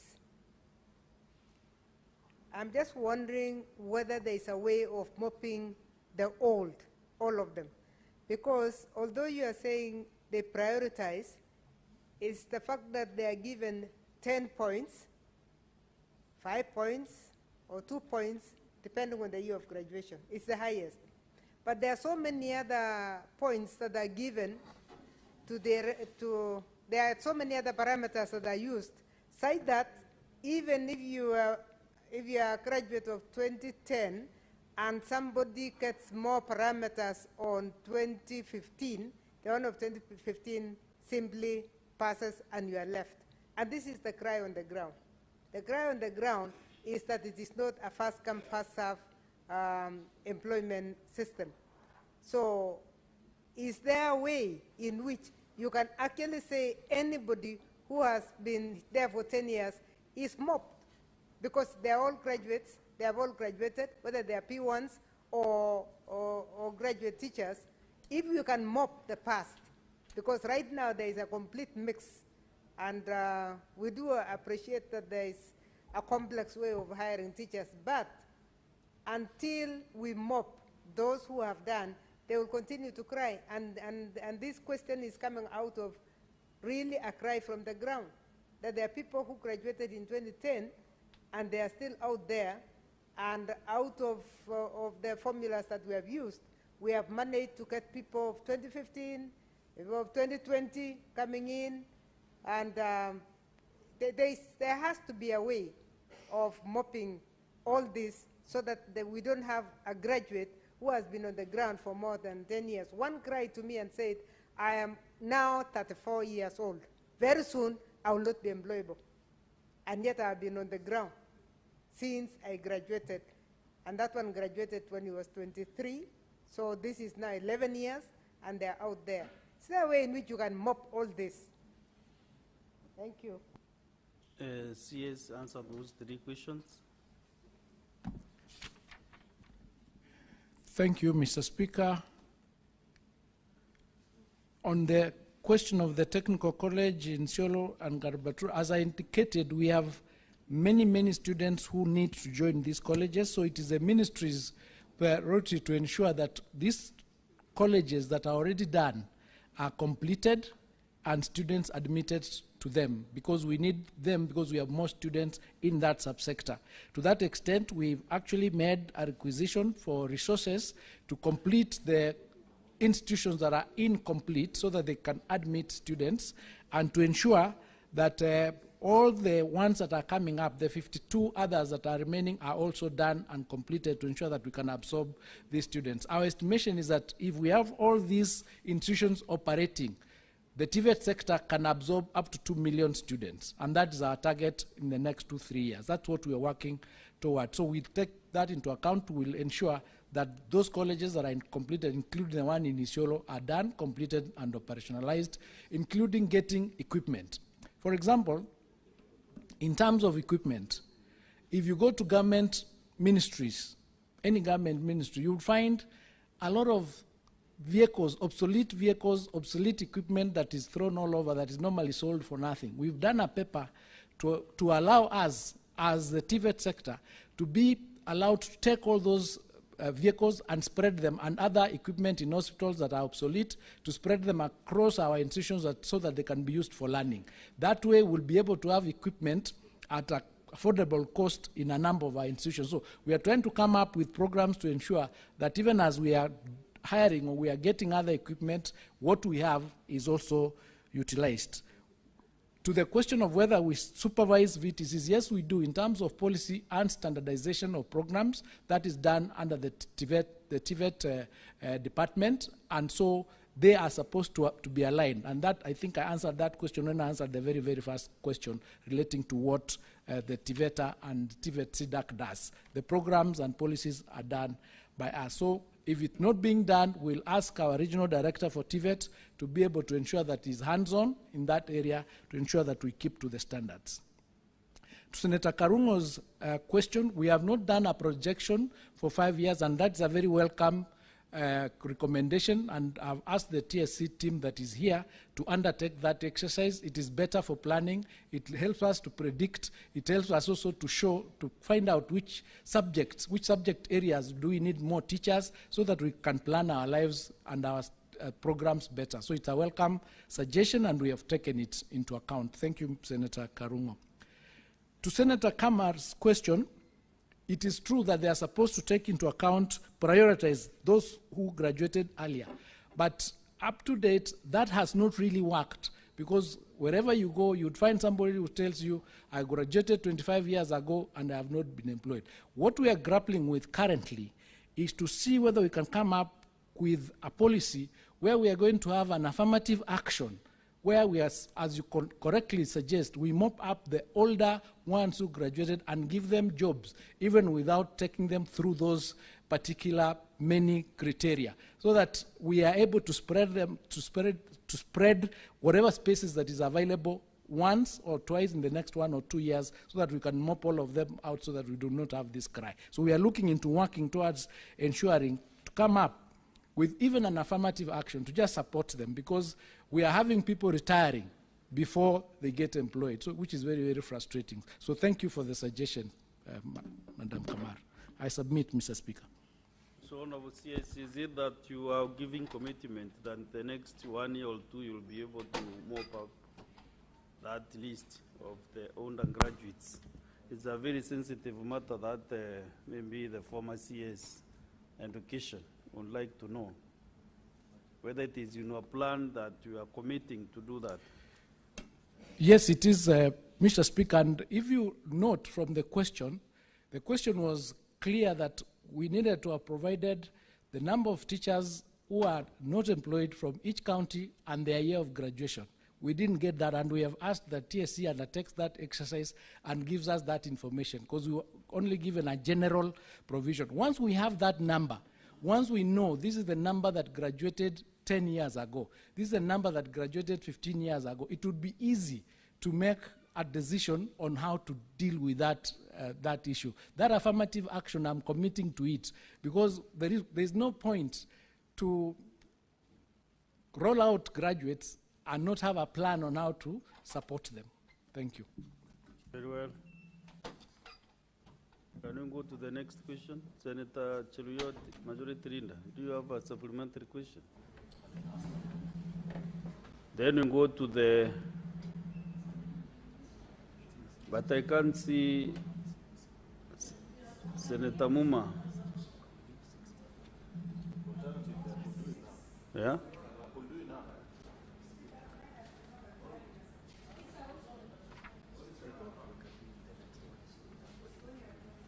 Can we ask those questions in the next 064?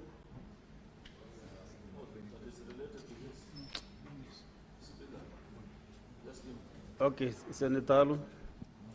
Thank you, Speaker, for accommodating me, because I realized question 64 may not really be that related to what I wanted to ask, because the Minister was still speaking on this issue of TSC. I felt this would be the appropriate time. So I want to appreciate this opportunity. I welcome you, Minister, for the chance to interact with the representatives of the people. I have a specific question with regards to TSC. It's something that probably you could answer now or grant an opportunity to send in the feedback later, given that it's a bit, it will require some data. I know, Mr. Speaker, that TSC has an absorption program spanning different years in different regions. And you know, part of the hallmarks of the broad-based government, Mr. Speaker, is to equalize the country and make every Kenyan feel part and parcel. I know that there are parts of this country, by advantage of proximity to power or one way or the other, they have teachers that have been absorbed, graduates up to as late as I think 2017 or 2018, while the other parts of the country where you find graduates even as late as 2010, 11, and things like that. Can the minister provide this data from TSC with a breakdown of all the 47 counties, Mr. Speaker, on what is the year of graduation that TSC now is implementing across those counties, and the reason for the disparity, where you find in certain regions very recent graduates are being granted the opportunity, while in other parts of the country, Mr. Speaker, there are graduates who are almost nearing retirement age while yet to get an opportunity to serve. I thank you, Mr. Speaker. Senator Mariam Sheikh Omar. Thank you, Mr. Speaker, for giving me this opportunity. Mr. Speaker, my question is to the Minister. What is the plan? Is there a plan the Ministry has to integrate Madarasa system to the current system we have? And is there institutions that can train the madrasa system? And if, how many teachers has been trained for madrasa system? Thank you. Senator Betty Montet. Thank you, Mr. Speaker, for giving me this chance. Mine is, Mr. Cabinet Secretary, you've told us, Honorable Cabinet Secretary, you've told us that you've enrolled about 700 students to TVET and TVC centers across the country. I would wish if you could give us or even provide that data of the numbers, county by county. We are doing an inquiry currently and we are finding it so difficult to get to know the numbers from each county. So if you could provide that data, we'll appreciate. Thank you. I submit. Senator Catherine Muma. Thank you, Honorable Speaker, for the opportunity. CS, my question follows the conversation you had this morning. You had a conversation about CS Treasury and a complaint about the distribution of resources in his to counties. Would you kindly submit to this to the Senate a list of the distribution of the recent employment by county? Honorable Speaker, and I think this is something we need to ask everyone, so we stop pointing fingers tribally in one county or the other. We need to start holding ministries accountable on how they are equitably distributing opportunities in this country. So if we can have a list of the employment of teachers in the last 2 years and how they have been distributed by county. Thank you very much. Honorable Senators, I hope you are not expecting those statistics right away, but maybe the CS can give commitments on when to provide them. Honorable CS. Mr. Speaker, I might not be able to provide the statistics, but let me say that the question by the Honorable Leader of Majority, Senator Cheriot, is actually the same question that was in the paper, where we were required to submit the teachers who are registered, who are not employed, when they graduated, which county they come from. And that information wasn't provided, but we've asked TSC to prepare that response, then we'll submit it to the House. Because, as I said, it will be able to inform us on what we need to do to correct the disparities and to ensure that there is fairness and equity in this employment process. So we'll be able to provide that answer. We've requested them to undertake that exercise. On the question of madrasa, Section 95 of the Basic Education Act provides for integration of madrasa into the main school system. And let me confirm that NACONEC is finalizing a study on how to undertake this exercise, and once it is completed, we will be able to submit. The data relating to issues of employment per county, per area, and that information we do not have, but we are getting it, and we are working towards in future to ensure that this is information that is available, because we are working towards getting a new education management information system called CHEMIS, which will be having all this information at the touch of a button, so that we know where we are at any one time. That will also deal with the issue of distribution of resources relating to how many teachers we've employed in the last 2 years. Let me submit and state that that information will be provided, and we'll send it through the Education Committee for the purposes of information to the Senate. Thank you. I submit. Yes, can you give maybe the time frame that we might be able to get that information? How long will it take? To get this information, 2 weeks. Are you sure? Mr. Speaker, in about 2 weeks, though, as you are aware, there is a transition taking place at TSC, so we'll try and see that that is done within the next 2 weeks. Honorable Senators, let's now go to the next question, question 064. to be asked by Senator Boni Karwane. Doctor, you do one thing at a time. If you're in the Senate, you just be cautious and you listen to the chair. Thank you, Mr. Speaker. Mr. Speaker. You cannot serve your constituents from the chamber. So go directly and ask your question. Mr. Speaker, they are very watchful these days. You know, I represent a county where over 60% are the youth and where literacy levels is 91%, Mr. Speaker. Therefore, they follow us real time. But thanks for accommodating me. Mr. Speaker, Mr. Speaker, can you allow me to just throw in a little question on a very important issue that you had raised before I asked this question, the one that has just ended? Yes. Minister, please help us. We are under a lot of pressure as political leaders from our youth, for good reason. Just a few days ago, a minister is reported to have conned the youth for employment abroad.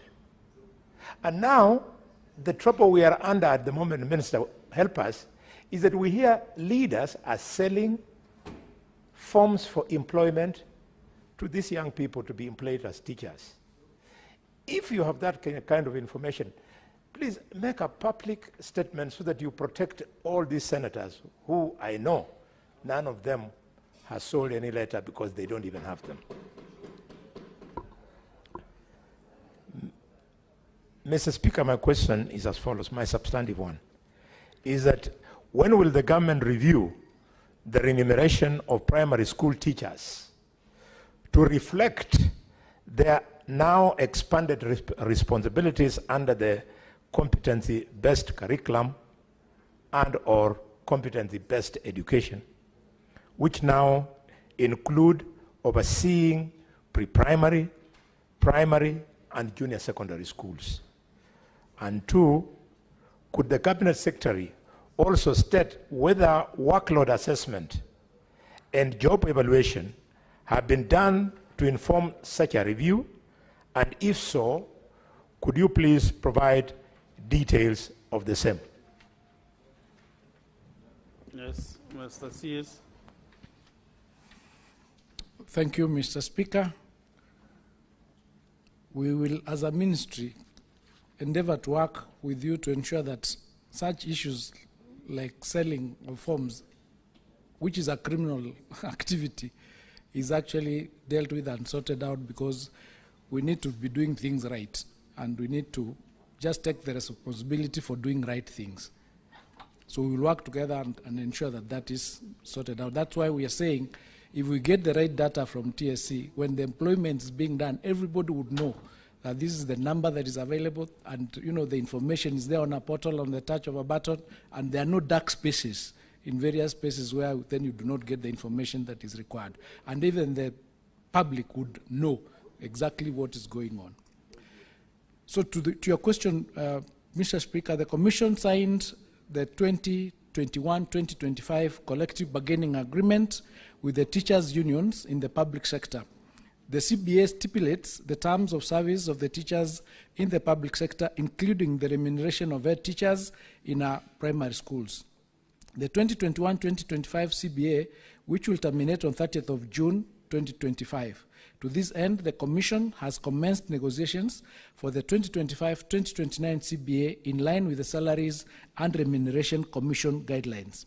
Accordingly, in line with Article 234B of the Constitution, the Commission has submitted proposal to CRC, together with the request to conduct job evaluation in the public teaching sector, noting the new learning areas under CBC in order for it to inform the kind of remuneration that the teachers should get with this added responsibility. Mr. Speaker, to the second part of the question, the Commission and SRC are planning to conduct a comprehensive job evaluation in the financial year 25-26 for the entire teaching service to ascertain the work of every job in the teaching service. The need for job evaluation has been informed by the change in the job content the input and output factors, as well as the new jobs introduced by the competency-based education. The same will be done in a collaborative manner, and all the stakeholders will be involved as required by law. I submit, Mr. Speaker. Senator Boni, Dr. Boni Karwale. Mr. Speaker, that is a straightforward answer, and I thank the Minister. But please, in your review, do consider bringing into consideration the new things introduced, including deductions for housing, increased deductions for SHA. It's not nice in communities like mine, where we've got a huge population of teachers, to see young people earning a salary, Mr. Minister, of 3,000 shillings after all deductions are done. We are treating our workers very badly, and they take care of our children. Thank you, Mr. Speaker. Let's get supplementary questions from Senator Joe Nyutu and then Gloria Oroba. Thank you, Mr. Speaker. And my question is related to the question by the Senator for Kakamega to the CS. That because now under junior secondary or junior school as it's referred, that Mr. Speaker, the content there, the syllabus is basically high school syllabus. And so the teachers teaching in junior secondary, and I'm aware that they are qualified as they are secondary school teachers. But do we have we done enough assessment? Have we sent enough teachers to handle different subjects because of subject specialization, Mr. CS?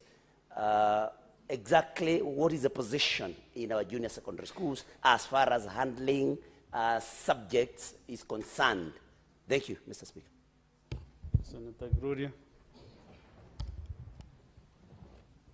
Thank you, Mr. Speaker. I have a supplementary question.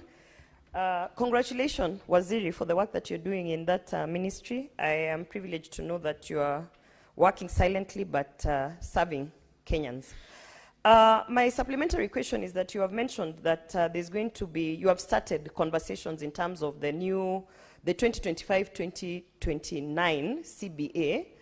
And I was wondering, is there consideration for learning and development for these teachers in terms of, I know you are negotiating the payments, the salaries and things like that, but we have had concerns where some teachers would like to be facilitated to improve on their skills, to improve on their education or something like that. Is that going to be considered when you're having those conversations? Also, in terms of the job evaluations, we recently saw that we had issues in terms of bringing outsiders to teach drama festival, and now there's even conversations on sports. When you're doing the job evaluations, some of the feedback that we got as leaders is that the teachers who are talented or who are skilled in terms of sports or creative arts, they don't get remunerated. So therefore they say, we are not going to do an additional task that is going to be outsourced anyway. So in these job evaluations, can there be considerations such that those teachers who are actually within the creative arts can actually be considered and treated in a manner where their skill, their art or sports or whatever can be appreciated and incentivized?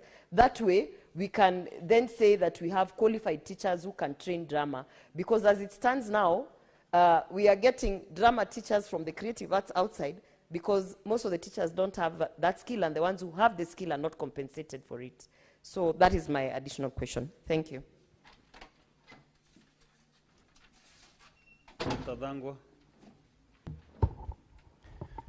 Mr. Speaker, we are in the month of May, which is the Mental Health Awareness Month, Mr. Speaker.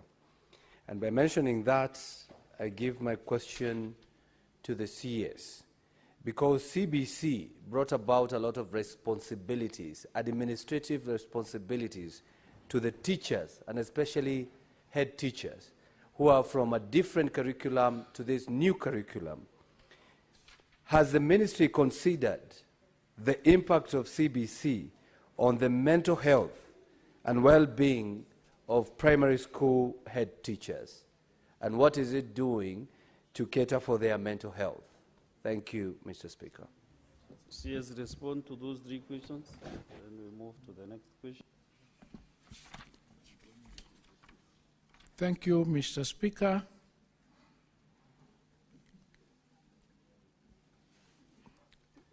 To Senator Newton's question,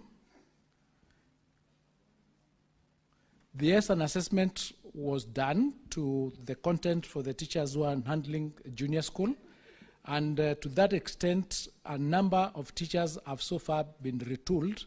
A total actually of 220,000 teachers have been retooled in the whole of the CBC program to ensure that they are brought up to the standard to handle the content that is provided for in JSC and the other areas. And they are subject specific. But we still have shortfalls, we still have gaps. That's why we did an internship of 20,000 this year.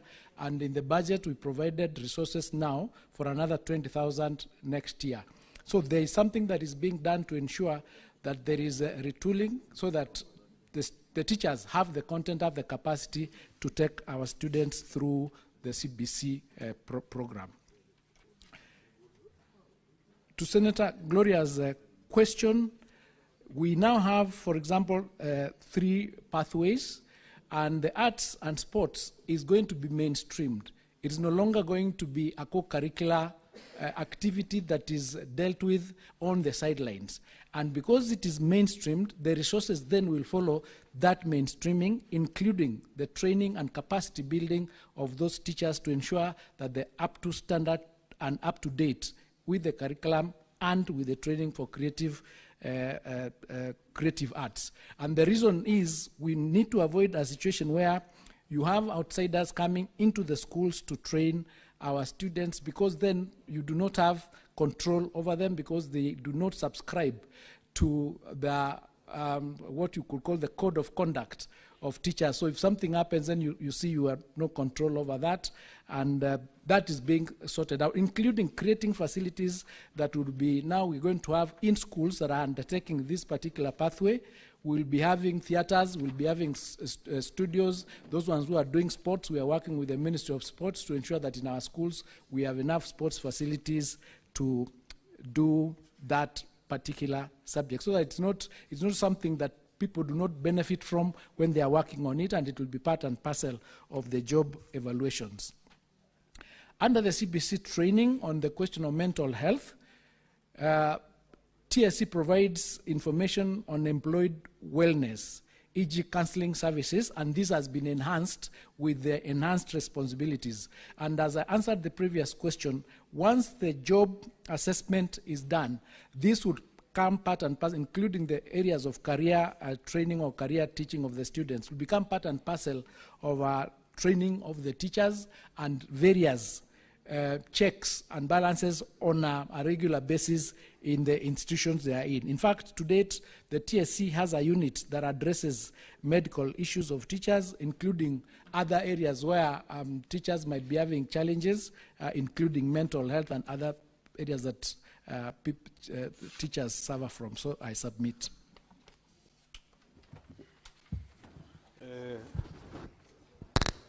I will have this communication to make Honorable Senator Mbeti.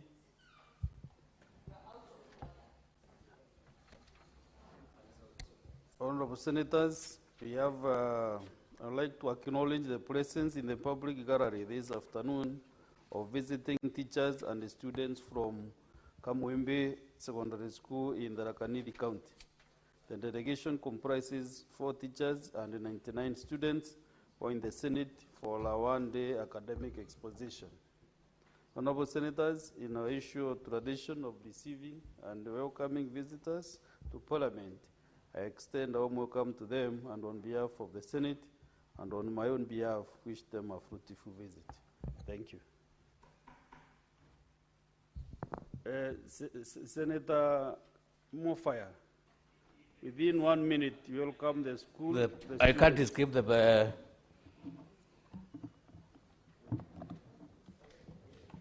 Thank you, Honorable Speaker. This is Kamwembe Secondary School. Kamwembe Secondary School is in Tharaka Nithi County. Welcome to the Senate. It's one of the best upcoming schools in Tharaka County. Kamwembe, you are lucky you have come to the Senate when we are engaging our CSCs on the matters of accountability. You have captured quite a number of engagements from the senators. This is where we registered. You have been able to interact with the likes of Bone Alwale. Bone Alwale has been around for quite some time. He's one of the senior registrars in this country. You have also interacted with Kinadangwa, Karongwa Dangwa. Karongwa is a broadcaster who is also a broadcaster and a register now. So, and so many other senators around. You have also seen the former governor of Western Gishu, Senator Madago. And so many other senators around. We have also seen the new chair education, Senator Betty Montet. I think, Honorable Speaker, I would request you to allow Senator Montet to stand up maybe for Kamwembe Secondary School to recognize her. Please, Senator Montet, can you remain upstanding? So, Honorable Speaker, Kamwembe, most welcome. And once you are done with this session, of course, your senator will be able to interact with you and have a photo session. Thank you. Thank you, Honorable Speaker. Senator Boni Karwale, what is it? Mr. Speaker, it is not all the time and every time that children come here and find when the minister is here. Mr. Speaker, with due respect, understanding order number 1, could you request the minister to go and speak to the children behind the tent, and especially the fact that Mwembe School does not have a school bus, Mr. Speaker. If you could say something about that school bus. They have come with a matatu. Did you say Mwembe or Mwembe? You know, Boni Karwale, the senator for Tharaka County is Senator Mofaya.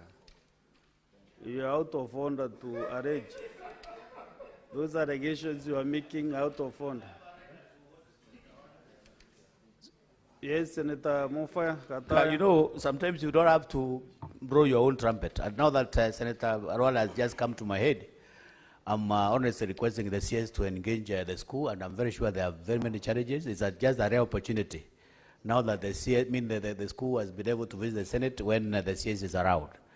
So with the very big respect, Honorable CS, please, once you are done with this session, engage the school, and I'm very sure they are going to table quite a number of concerns that are affecting the school, including the school bus and so many other things, the infrastructure in the school.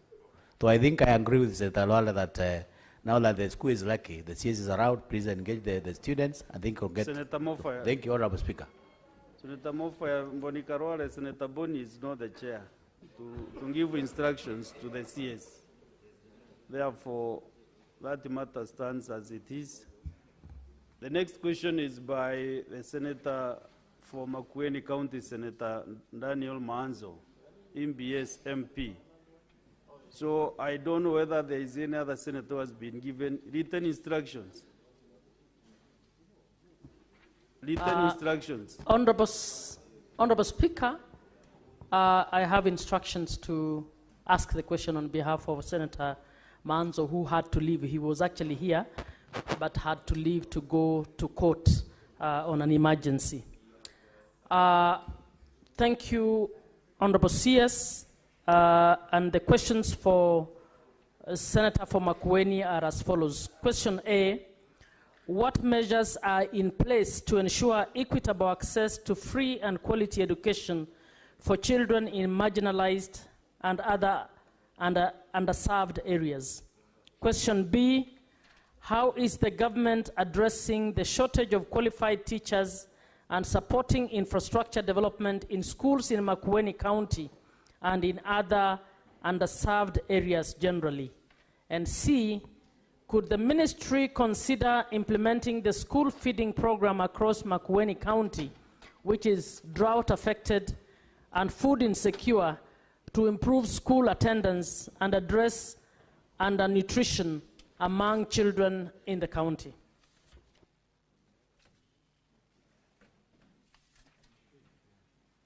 Honorable CS.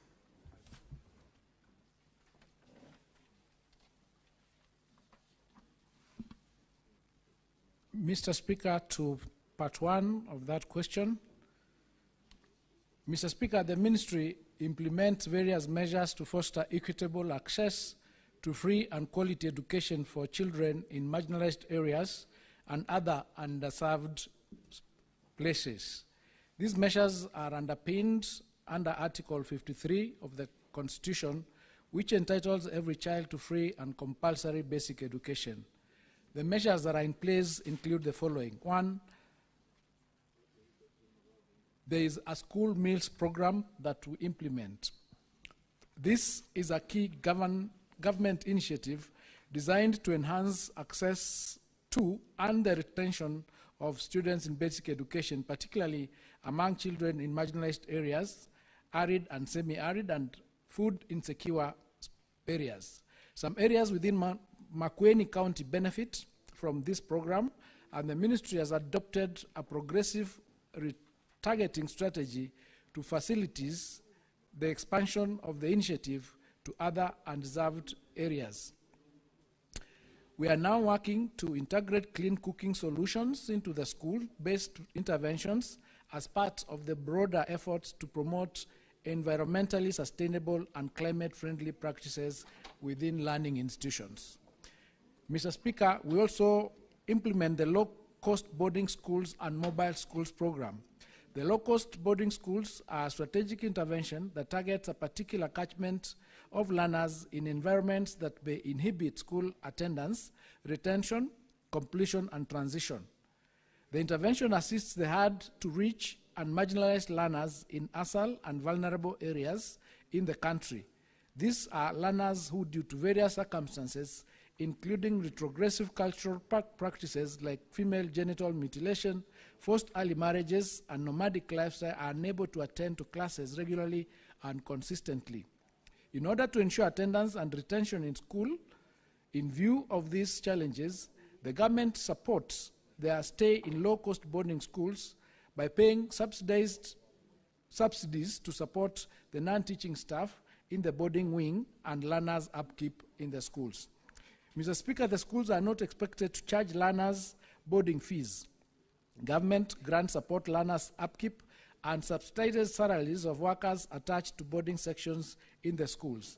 The program started in 2016, and for the last 5 years, the program has been receiving an annual allocation of 400 million Kenya shillings, despite the growth in enrollment.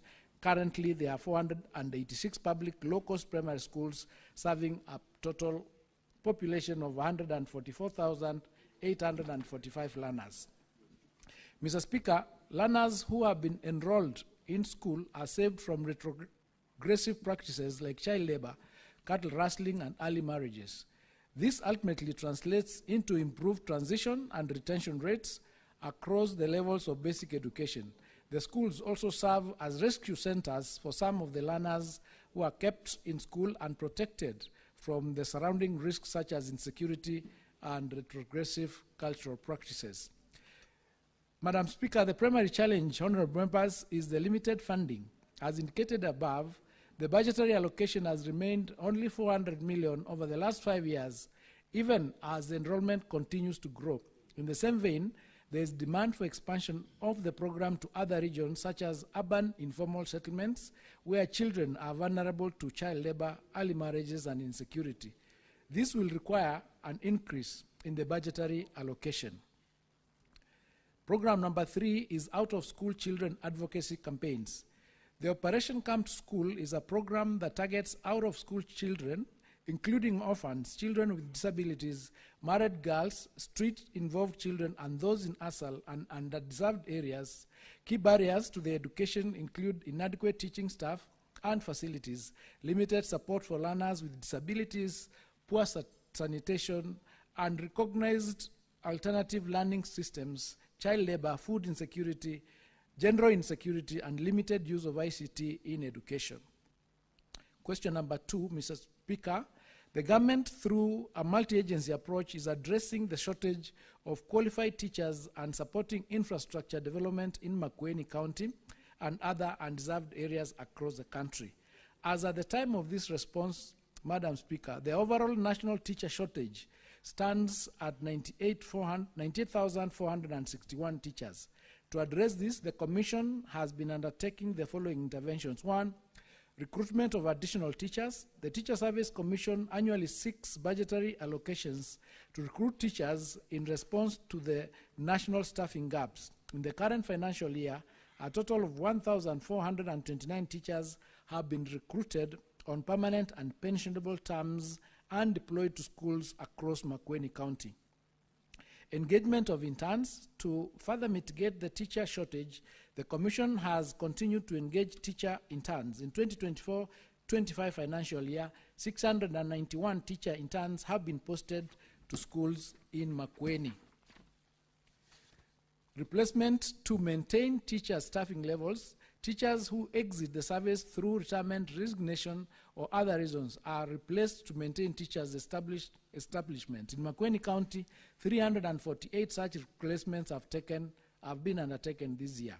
We've provided a table making the total of those additional teachers, teacher interns, and the replacements a total of now 2,468. The strategies outlined above are consistently being applied in our undeserved regions across the country, including arid and semi-arid lands and remote areas. These include targeted recruitments based on staffing gaps, replacement of exited teachers, and annual deployment of the teacher interns. Part 3 of that question, Madam Speaker, the school meals program plays a critical role in enhancing enrollment attendance, retention, and learning outcomes, particularly in drought-affected and food-insecure counties such as Makueni. The request to expand the program across the entire Makueni County is both valid and aligned with our national priorities in child welfare, education, access, and food security. Parts of Makueni County are among the areas benefiting from the program, with selected schools already covered. It's imperative to note that the expansion of the program requires additional resources. Currently, we face physical constraints that have limited our ability to expand the program. However, we are actively engaging the National Treasury and development partners to mobilize additional funding that will help us expand into other areas that require the intervention. I submit, Mr. Speaker. Thank you, Honorable CS. We will now move on to maybe the next question is Senator Joe Nyoto. Honorable Speaker, I think I need to ask the supplementary questions before you open it up. Oh, you had not asked the supplementary questions? Not yet. Oh, okay.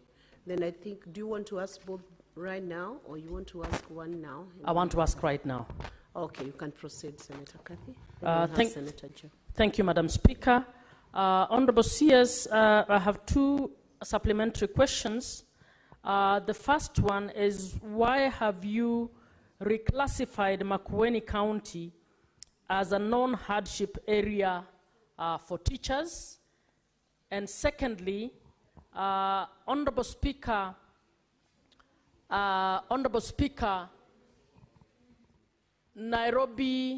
in Nairobi County, the most vulnerable are situated in the informal settlement. How many schools has the Ministry of Health built with public funds? How many public schools have been built in the informal settlements in Nairobi, Mathare, Mukuru, Kibera, and the others, to support the highest population of vulnerable people within Nairobi County? Okay, thank you, Senator Kathy. I think you were holding fort for Senator Manzo, who is now in the House, but now the questions have been asked. Anyway, let's proceed with the Minister responding to that. And before, Minister, you respond to that, CS, maybe we ask Senator Joe Nyoto's question, and then you can tackle both.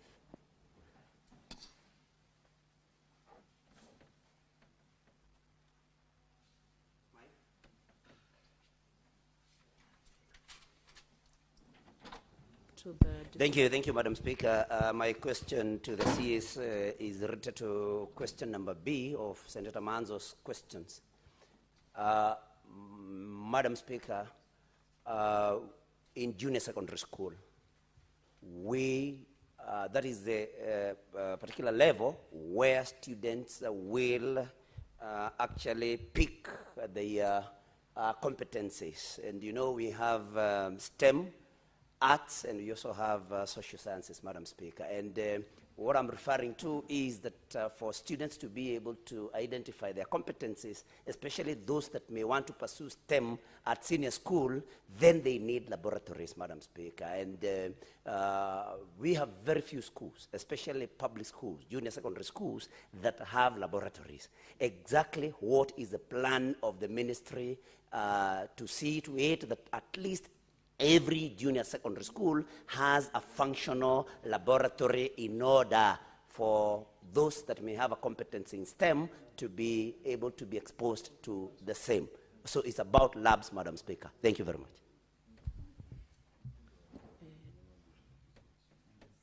CS, you can proceed to respond to those.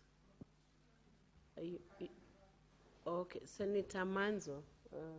You can proceed to ask the question. Just first, I'm grateful to what Catherine Buma did. I was actually here, and a member's son was arrested, and I've just managed to get him out on bond. So the most important part of this question was that Makueni has now been declared a non-hardship area. Yet we know it's a hardship area, and the teachers there are not cry. What's the ministry doing about that? And could the minister give the justification for such a decision? Yet we know very well Makueni County is a seriously hardship area. I thank you, Madam Speaker. Then finally, Majority Leader, you have a question also. Madam Speaker, a totally unrelated question, but you know, citizens are following what you're doing here.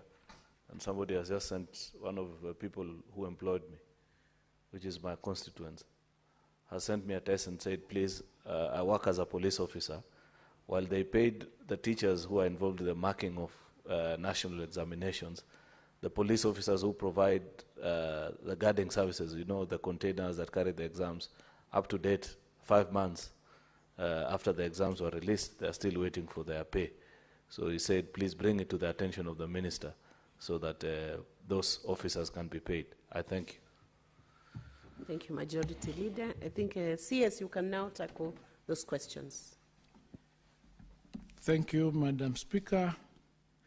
On the question of reclassification of Makueni as a non-hardship area, this is, I think, a general problem in the whole of government, because we found in certain areas you'd found one part of government classifying it as hardship, then the other part does not recognize it as hardship. So you'd have two officers, maybe a teacher and a civil servant in the same area being classified differently. So we've made a recommendation that an audit be done, and we have an actual gazettement of all the hardship areas so that it is harmonized. So with respect to the reclassification, I don't have clear information as to how this has happened. I'm hearing it here for the first time, and I undertake to find out what is the basis of that reclassification. But as far as our programs in the ministry are concerned, CS, can you confirm within which period you will bring back that response on the reclassification? You are undertaking the period. 2 weeks, Madam Speaker. That's okay. With respect to our ministry, with respect to the school feeding program, we have a program where we are supposed to work towards reaching 10 million children. We are currently supporting 2.6 million, which is far below the children who actually require that support. So we'll be working continuously to reach that number, and that number was the target for 2030. So we are looking forward to get resources from both the government and our partners to ensure that children in the ASAL areas who deserve to get this program, and those in the urban informal areas who require this support, so that we retain them in school for one reason, to retain them in school as required under the Constitution. We look for resources to ensure that we reach that number. In the question to Senator Nyutu on the number of laboratories, this year in the budget we provided for a budget to construct a further 1,600 laboratories. We are also working with our SEPU, the School Equipment Unit, to provide mobile laboratories, and also working with other institutions, because we realize that some of the JS schools are adjacent to secondary schools, so they join together and use those facilities so that they are not completely left out. So as a government, we are working progressively to ensure that each and every school has a lab. We are also working with the CDF to convert some of those classrooms that have been done into labs for these students and provide the much required lab equipment so that they are not completely left out. We are aware of it and we are doing something about it. I've answered the hardship area, the issue that will respond in 2 weeks and give that reason. On the issue of non-payment of police officers who assisted us in the examination, I am aware that there was a challenge with the budget, and we've requested for some resources under Supplementary 3, and we'll be going to sort out the police officers once that exchequer is released. Thank you, Madam Speaker. Senator Kadhi's supplementary question has not been responded to. The schools in slum areas. Oh, yes, sorry, yes, true. The question of how many schools that have been built, public schools in informal settlements in Nairobi. I have asked the DG to give us that report within 2 weeks. I do not have the actual data, so we'll also provide it through the Education Committee, the actual number. What timelines do you need for that response? Or Senator, do you want to bring a substantive question?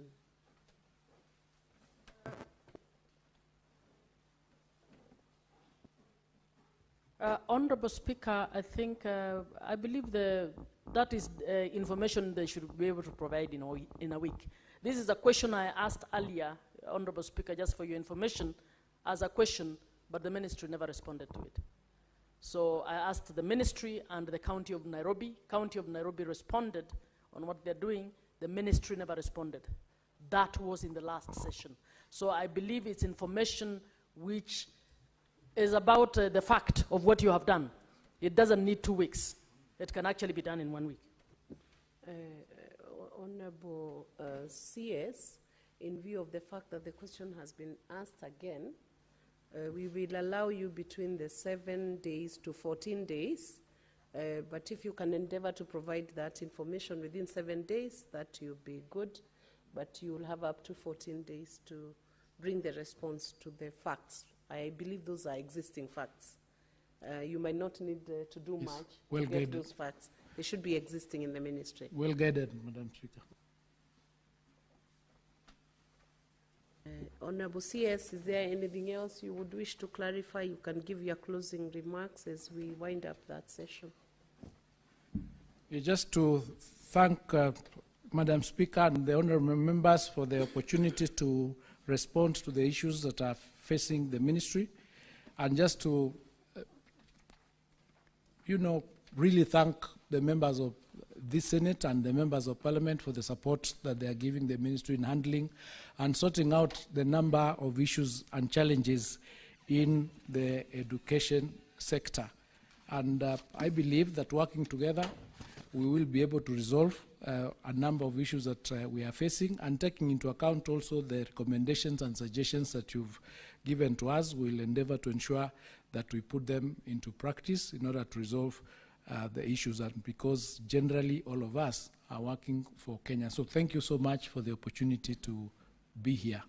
And to the students from this school in Tharaka Nithi, let me welcome you to Nairobi, and I'll be passing by to see you. I'm sure that having followed these particular proceedings, some of them might be ending up unseating some of the senators around here. But thank you so much, and God bless all of you. Thank you, Honorable CS, for the responses you have given to the House. It is quite clear that education is one very critical pillar, which honorable senators are very interested in, and I believe even the Kenyans. So thank you for the insights you have offered as you answered those questions. Now you are free and you are discharged. Thank you. Next order.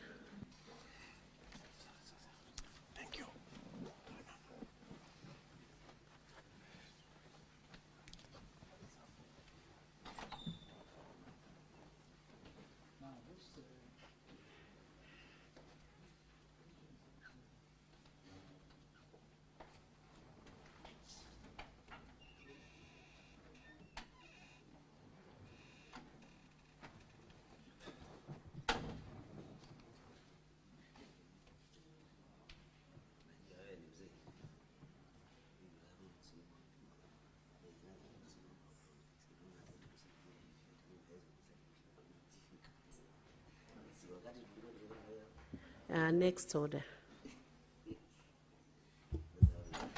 Order number 8, motion, consolidation of bursary funds for equitable access to education in Kenya. Senator Karungo Thangwa, I believe you're the one moving this motion. It's your motion. And as you do so, under order number 8, you will have 20 minutes to move that motion. You may proceed.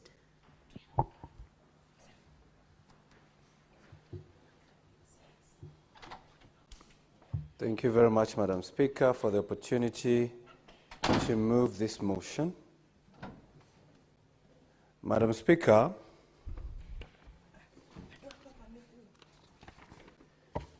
I beg to move the motion, consolidation of bursary funds for equitable access to education in Kenya, that aware that pursuant to Article 53 of the Constitution, every child in Kenya is entitled to free and compulsory basic education, and the Basic Education Act provides that basic education should be guided by the principles such as equitable access to all children and equal access to education or institution.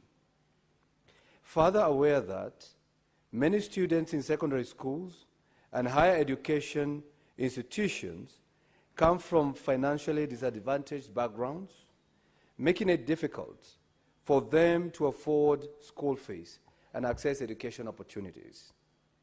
Noting that over the years, various interventions have been made, including the issuance of bursaries through the National Government Constituency Development Fund, that is NGCDF, National Government Affirmative Action Fund, that is GAF, the Ministry of Education, and county governments through various county bursary funds. Concerned that, despite these efforts, school fees remain unaffordable for many parents, and the allocation of bursaries has been plagued by nepotism, favoritism, and political manipulation, lack of transparency and accountability. Further concerned that public learning institutions are primarily funded by the government through the Ministry of Education, and in the financial year 2024-2025, approximately Kenya shillings 656 billion was allocated to education sector, making it difficult to ascertain the specific funds granted to each student and the lack of transparency in the disbursement of bursaries from various agencies, making it difficult to determine the total amount allocated in a financial year, thus hindering efforts to ensure equitable access to education for financially disadvantaged students. Now, therefore, the Senate urges the Ministry of Education to, 1, audit the funds allocated to bursaries by both the national government and the county government, consolidate the funds distributed by various government entities and agencies with the aim of directing these funds directly to schools as supplementary capitation to facilitate the achievement of free secondary education. And number 3, calculate the cost of education per learner and make this information public for primary, secondary, and tertiary institutions, including a detailed breakdown of the annual financial requirements for each student across the country. Madam Speaker, we just concluded a session with the CS Education. How I wish he could have sat in to listen to this deliberation, because once the Senate, Madam Speaker, concludes on this matter, it will be taken to the Ministry of Education to at least implement on the proposals and recommendation of the Senate. Madam Speaker, I want to be on the record that we, or this motion, is not fighting bursary. Because, Madam Speaker, bursaries are lifeline. Without bursaries, so many students could not have attained education. Without bursary, so many children could not have gone to school. And without bursary, Madam Speaker, the rate of dropouts and the illiteracy rate could have been higher than it is today, Madam Speaker. Madam Speaker, we are all here, or this motion, what it's trying to achieve, Madam Speaker, is one thing and one thing only. It is to fight discrimination when it comes to issuing of bursaries, Madam Speaker. Because, Madam Speaker, who gets the bursary? The person who gets the bursary, Madam Speaker, is that person who probably knows the MP, or who probably fills those forms, or who probably is in the campaign team of maybe those who are issuing bursaries, Madam Speaker. So when we look at it that way, we see that not every child gets a bursary. So this begs the question, what do we do to make sure that the needy gets the bursary? The needy gets to go to school and to learn, and especially in secondary education, without paying any school fees, Madam Speaker. Madam Speaker, the Constitution, that is under Article 53, 1B, every child has a right to free and compulsory basic education. And secondary school is part of it, Madam Speaker. So if we continue disbursing bursaries the way we disburse today, Madam Speaker, we find out that sometimes the needy of the needy do not get these bursaries, Madam Speaker. Madam Speaker, I want you to remember that the bursaries are also part of the national goal of achieving universal basic education and fulfilling Kenya Vision 2030. So everybody agrees that we require bursaries. Everyone agrees that we need to send our children to school and pay for their education. So this begs the question, are we providing that within the current setup or within the way the bursaries are issued? That is the question I'll be answering as I move this motion, Madam Speaker. But before I get there, let's ask ourselves, who currently issues bursaries? Who gives bursaries? And how much is involved, Madam Speaker? Madam Speaker, we have NGCDF, that is the MPs. They give bursaries for secondary school and tertiary education to an amount from 20 million to 30 million to 70 million per constituency, Madam Speaker. Madam Speaker, we have GAF by women reps. They give bursaries between 10 million to 15 to 20 million per year, Madam Speaker, per county. We have the county governments, that is the governors and MCAs, they give bursaries, Madam Speaker. The Ministry of Education also gives bursaries, Madam Speaker.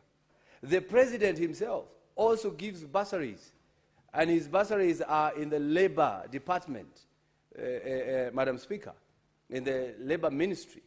So the only person who does not give bursary from the 6 people who are voted for by Kenyans, all the way from MCA to the President, is only the Senator, Madam Speaker. And that's probably is a good thing, because now we can discuss this issue from both perspectives, those who give and those who do not give, Madam Speaker. If you do the math, Madam Speaker, if every constituency gives an average of 50 million per constituency, and we have 290 constituencies, Madam Speaker, that will be about 14.5 billion, Madam Speaker.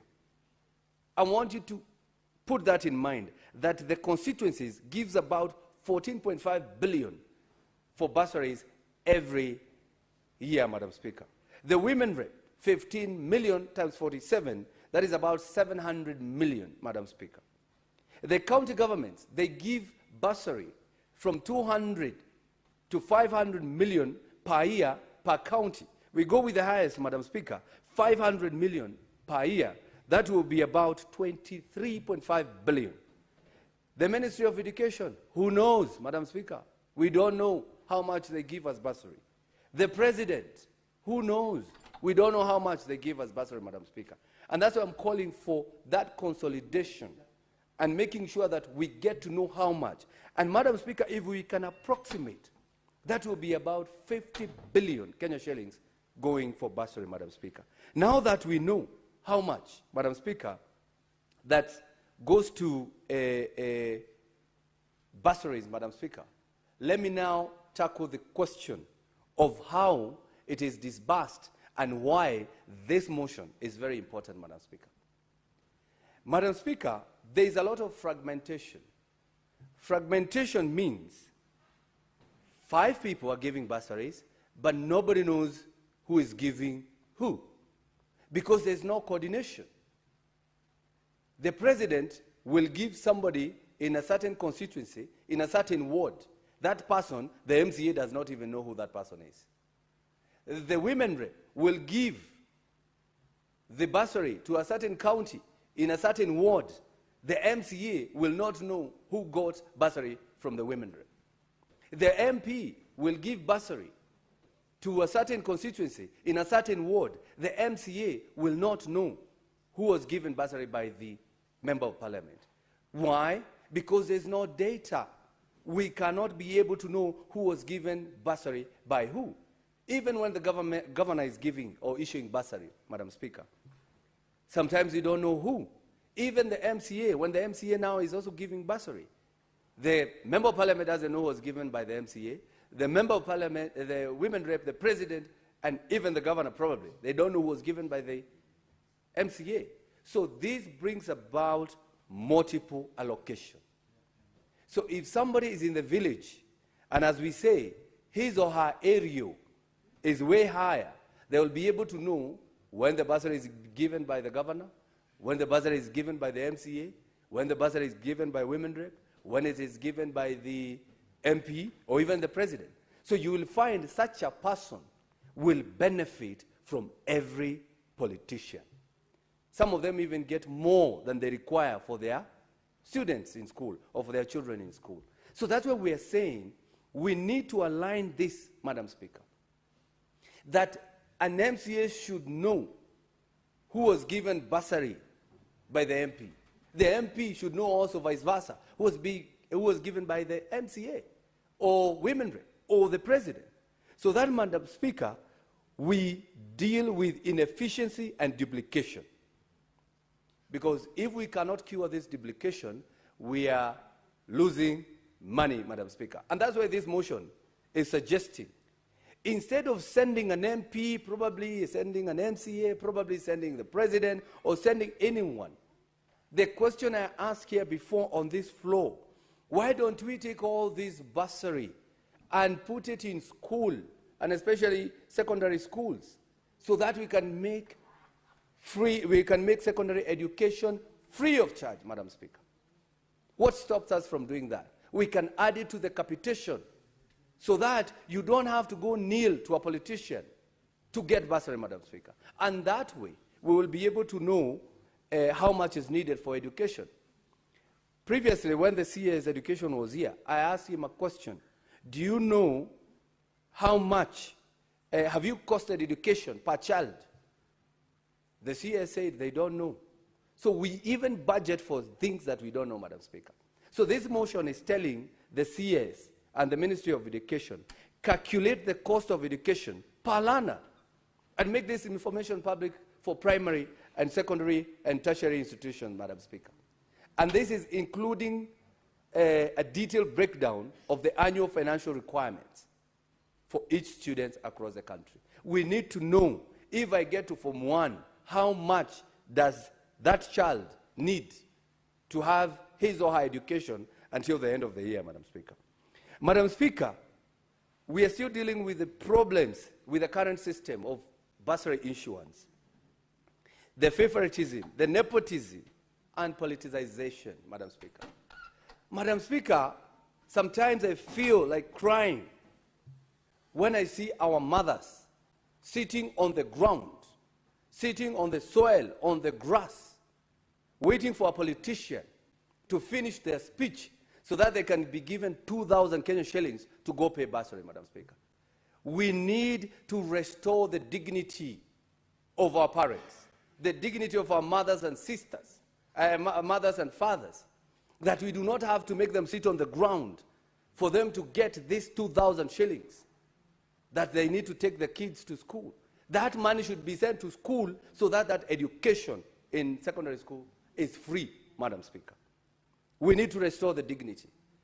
The way we do not give politicians money for NHIF or for SHA, such that anybody who is having a cold here, Madam Speaker, anybody who has a broken leg, I have money here from national government, you have to go to hospital, you get treated, and the government pays for that. That is what we are supposed to do with education. Go to school and study, the government will pay, Madam Speaker. Because I do not understand, why does the government give you money to go pay government? And this is actually the reason why I brought this motion, Madam Speaker. Why does the government give you money to go pay government? It's like, Madam Speaker, I own a posho mill. I have unga every day in a posho mill. And instead of giving you unga, I give you money to come and buy from my posho mill. I give you 50 shillings, I tell you, come and buy now in my shop. Rather than just giving you unga, if I have to give you unga, Madam Speaker. So what I'm trying to say, Madam Speaker, we need to restore the dignity and as well bring about transparency. Because there's no public database. And this is what we are asking the Ministry of Education, that we need a database. We need to know, if I think about my ward, where I come from, where I was born, called Ngewa Ward in Kiambu County. If I go to the systems, I need to know who was given how much, by the MCA, by the MP, by the governor, by the women rep, by the president, by the ministry. So that, Madam Speaker, we are able to be transparent and know who gets what, Madam Speaker. Madam Speaker, on the issue of what the motion is proposing, that the Ministry of Education to audit all bursary funds issued by national government and the counties, we need to understand how much that goes in as bursary, Madam Speaker. Madam Speaker, we also need to consolidate all bursary allocation into a single pool. And I want you to understand me clearly, because this might be misconstrued, like we are taking the bursary back to the central government. No, that is not what we are doing. Consolidation means, if you know you have this amount of money from all the bursaries, then after we calculate the cost of education per child, this money is disbursed directly to schools as supplementary capitation, Madam Speaker.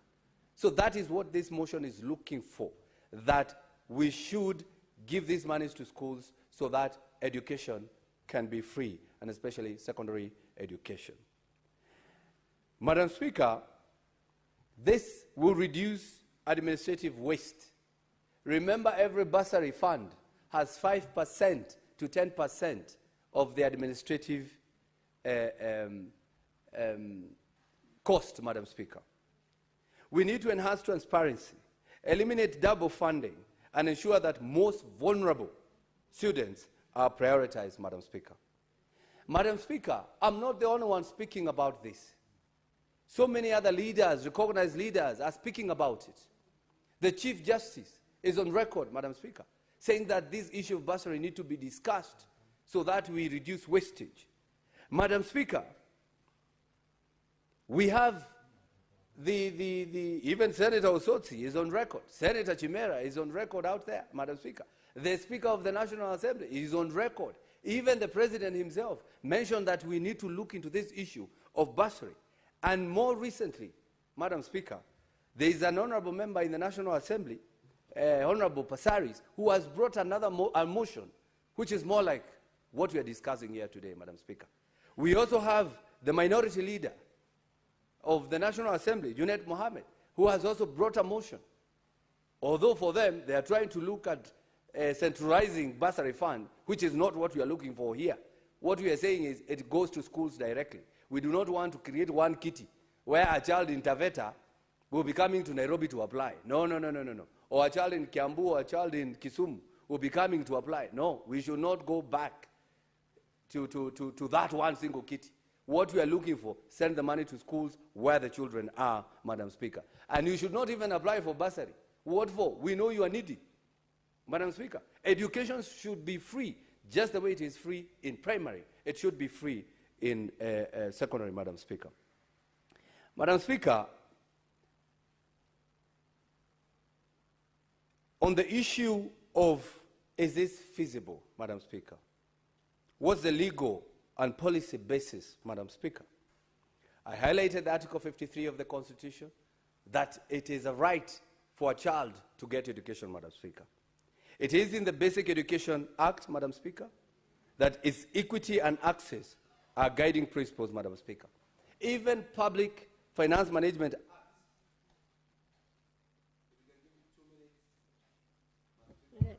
Allow him 2 minutes, please. Thank you very much, Madam Speaker. Even Public Finance Management Act support fund consolidation and accountability. And of course, Vision 2030, Madam Speaker. Madam Speaker, what does success look like? One transparent bursary system that is supplementary capitation that is given directly to the schools. It is even better for children to apply for bursary in their schools, Madam Speaker, rather than in their villages or rather than at the mercy of any politician, Madam Speaker. We need to have a digitized beneficiary tracking system and audit trails, Madam Speaker, so that we are able to know who gets what when it comes to bursary allocation. Madam Speaker, I call all the senators to support this motion. We owe it to the children of Kenya to remove financial barriers to education. This is not a partisan motion. It is a motion for equity, accountability, and national cohesion, Madam Speaker. A consolidated bursary system is the only way to ensure no deserving student is left behind. Madam Speaker, I move. I take this opportunity to call upon the seconder of the motion, Senator for Vihiga, Senator Osotsi. Thank you. Senator Osotsi. Thank you, Madam Speaker. Madam Speaker, from the onset, let me say that I fully support this motion, and I want to say that I second this motion because it's a very, very progressive motion. The motion to consolidate all bursary programs into one program is very progressive, as explained by the mover of this motion, the Senator for Kiambu.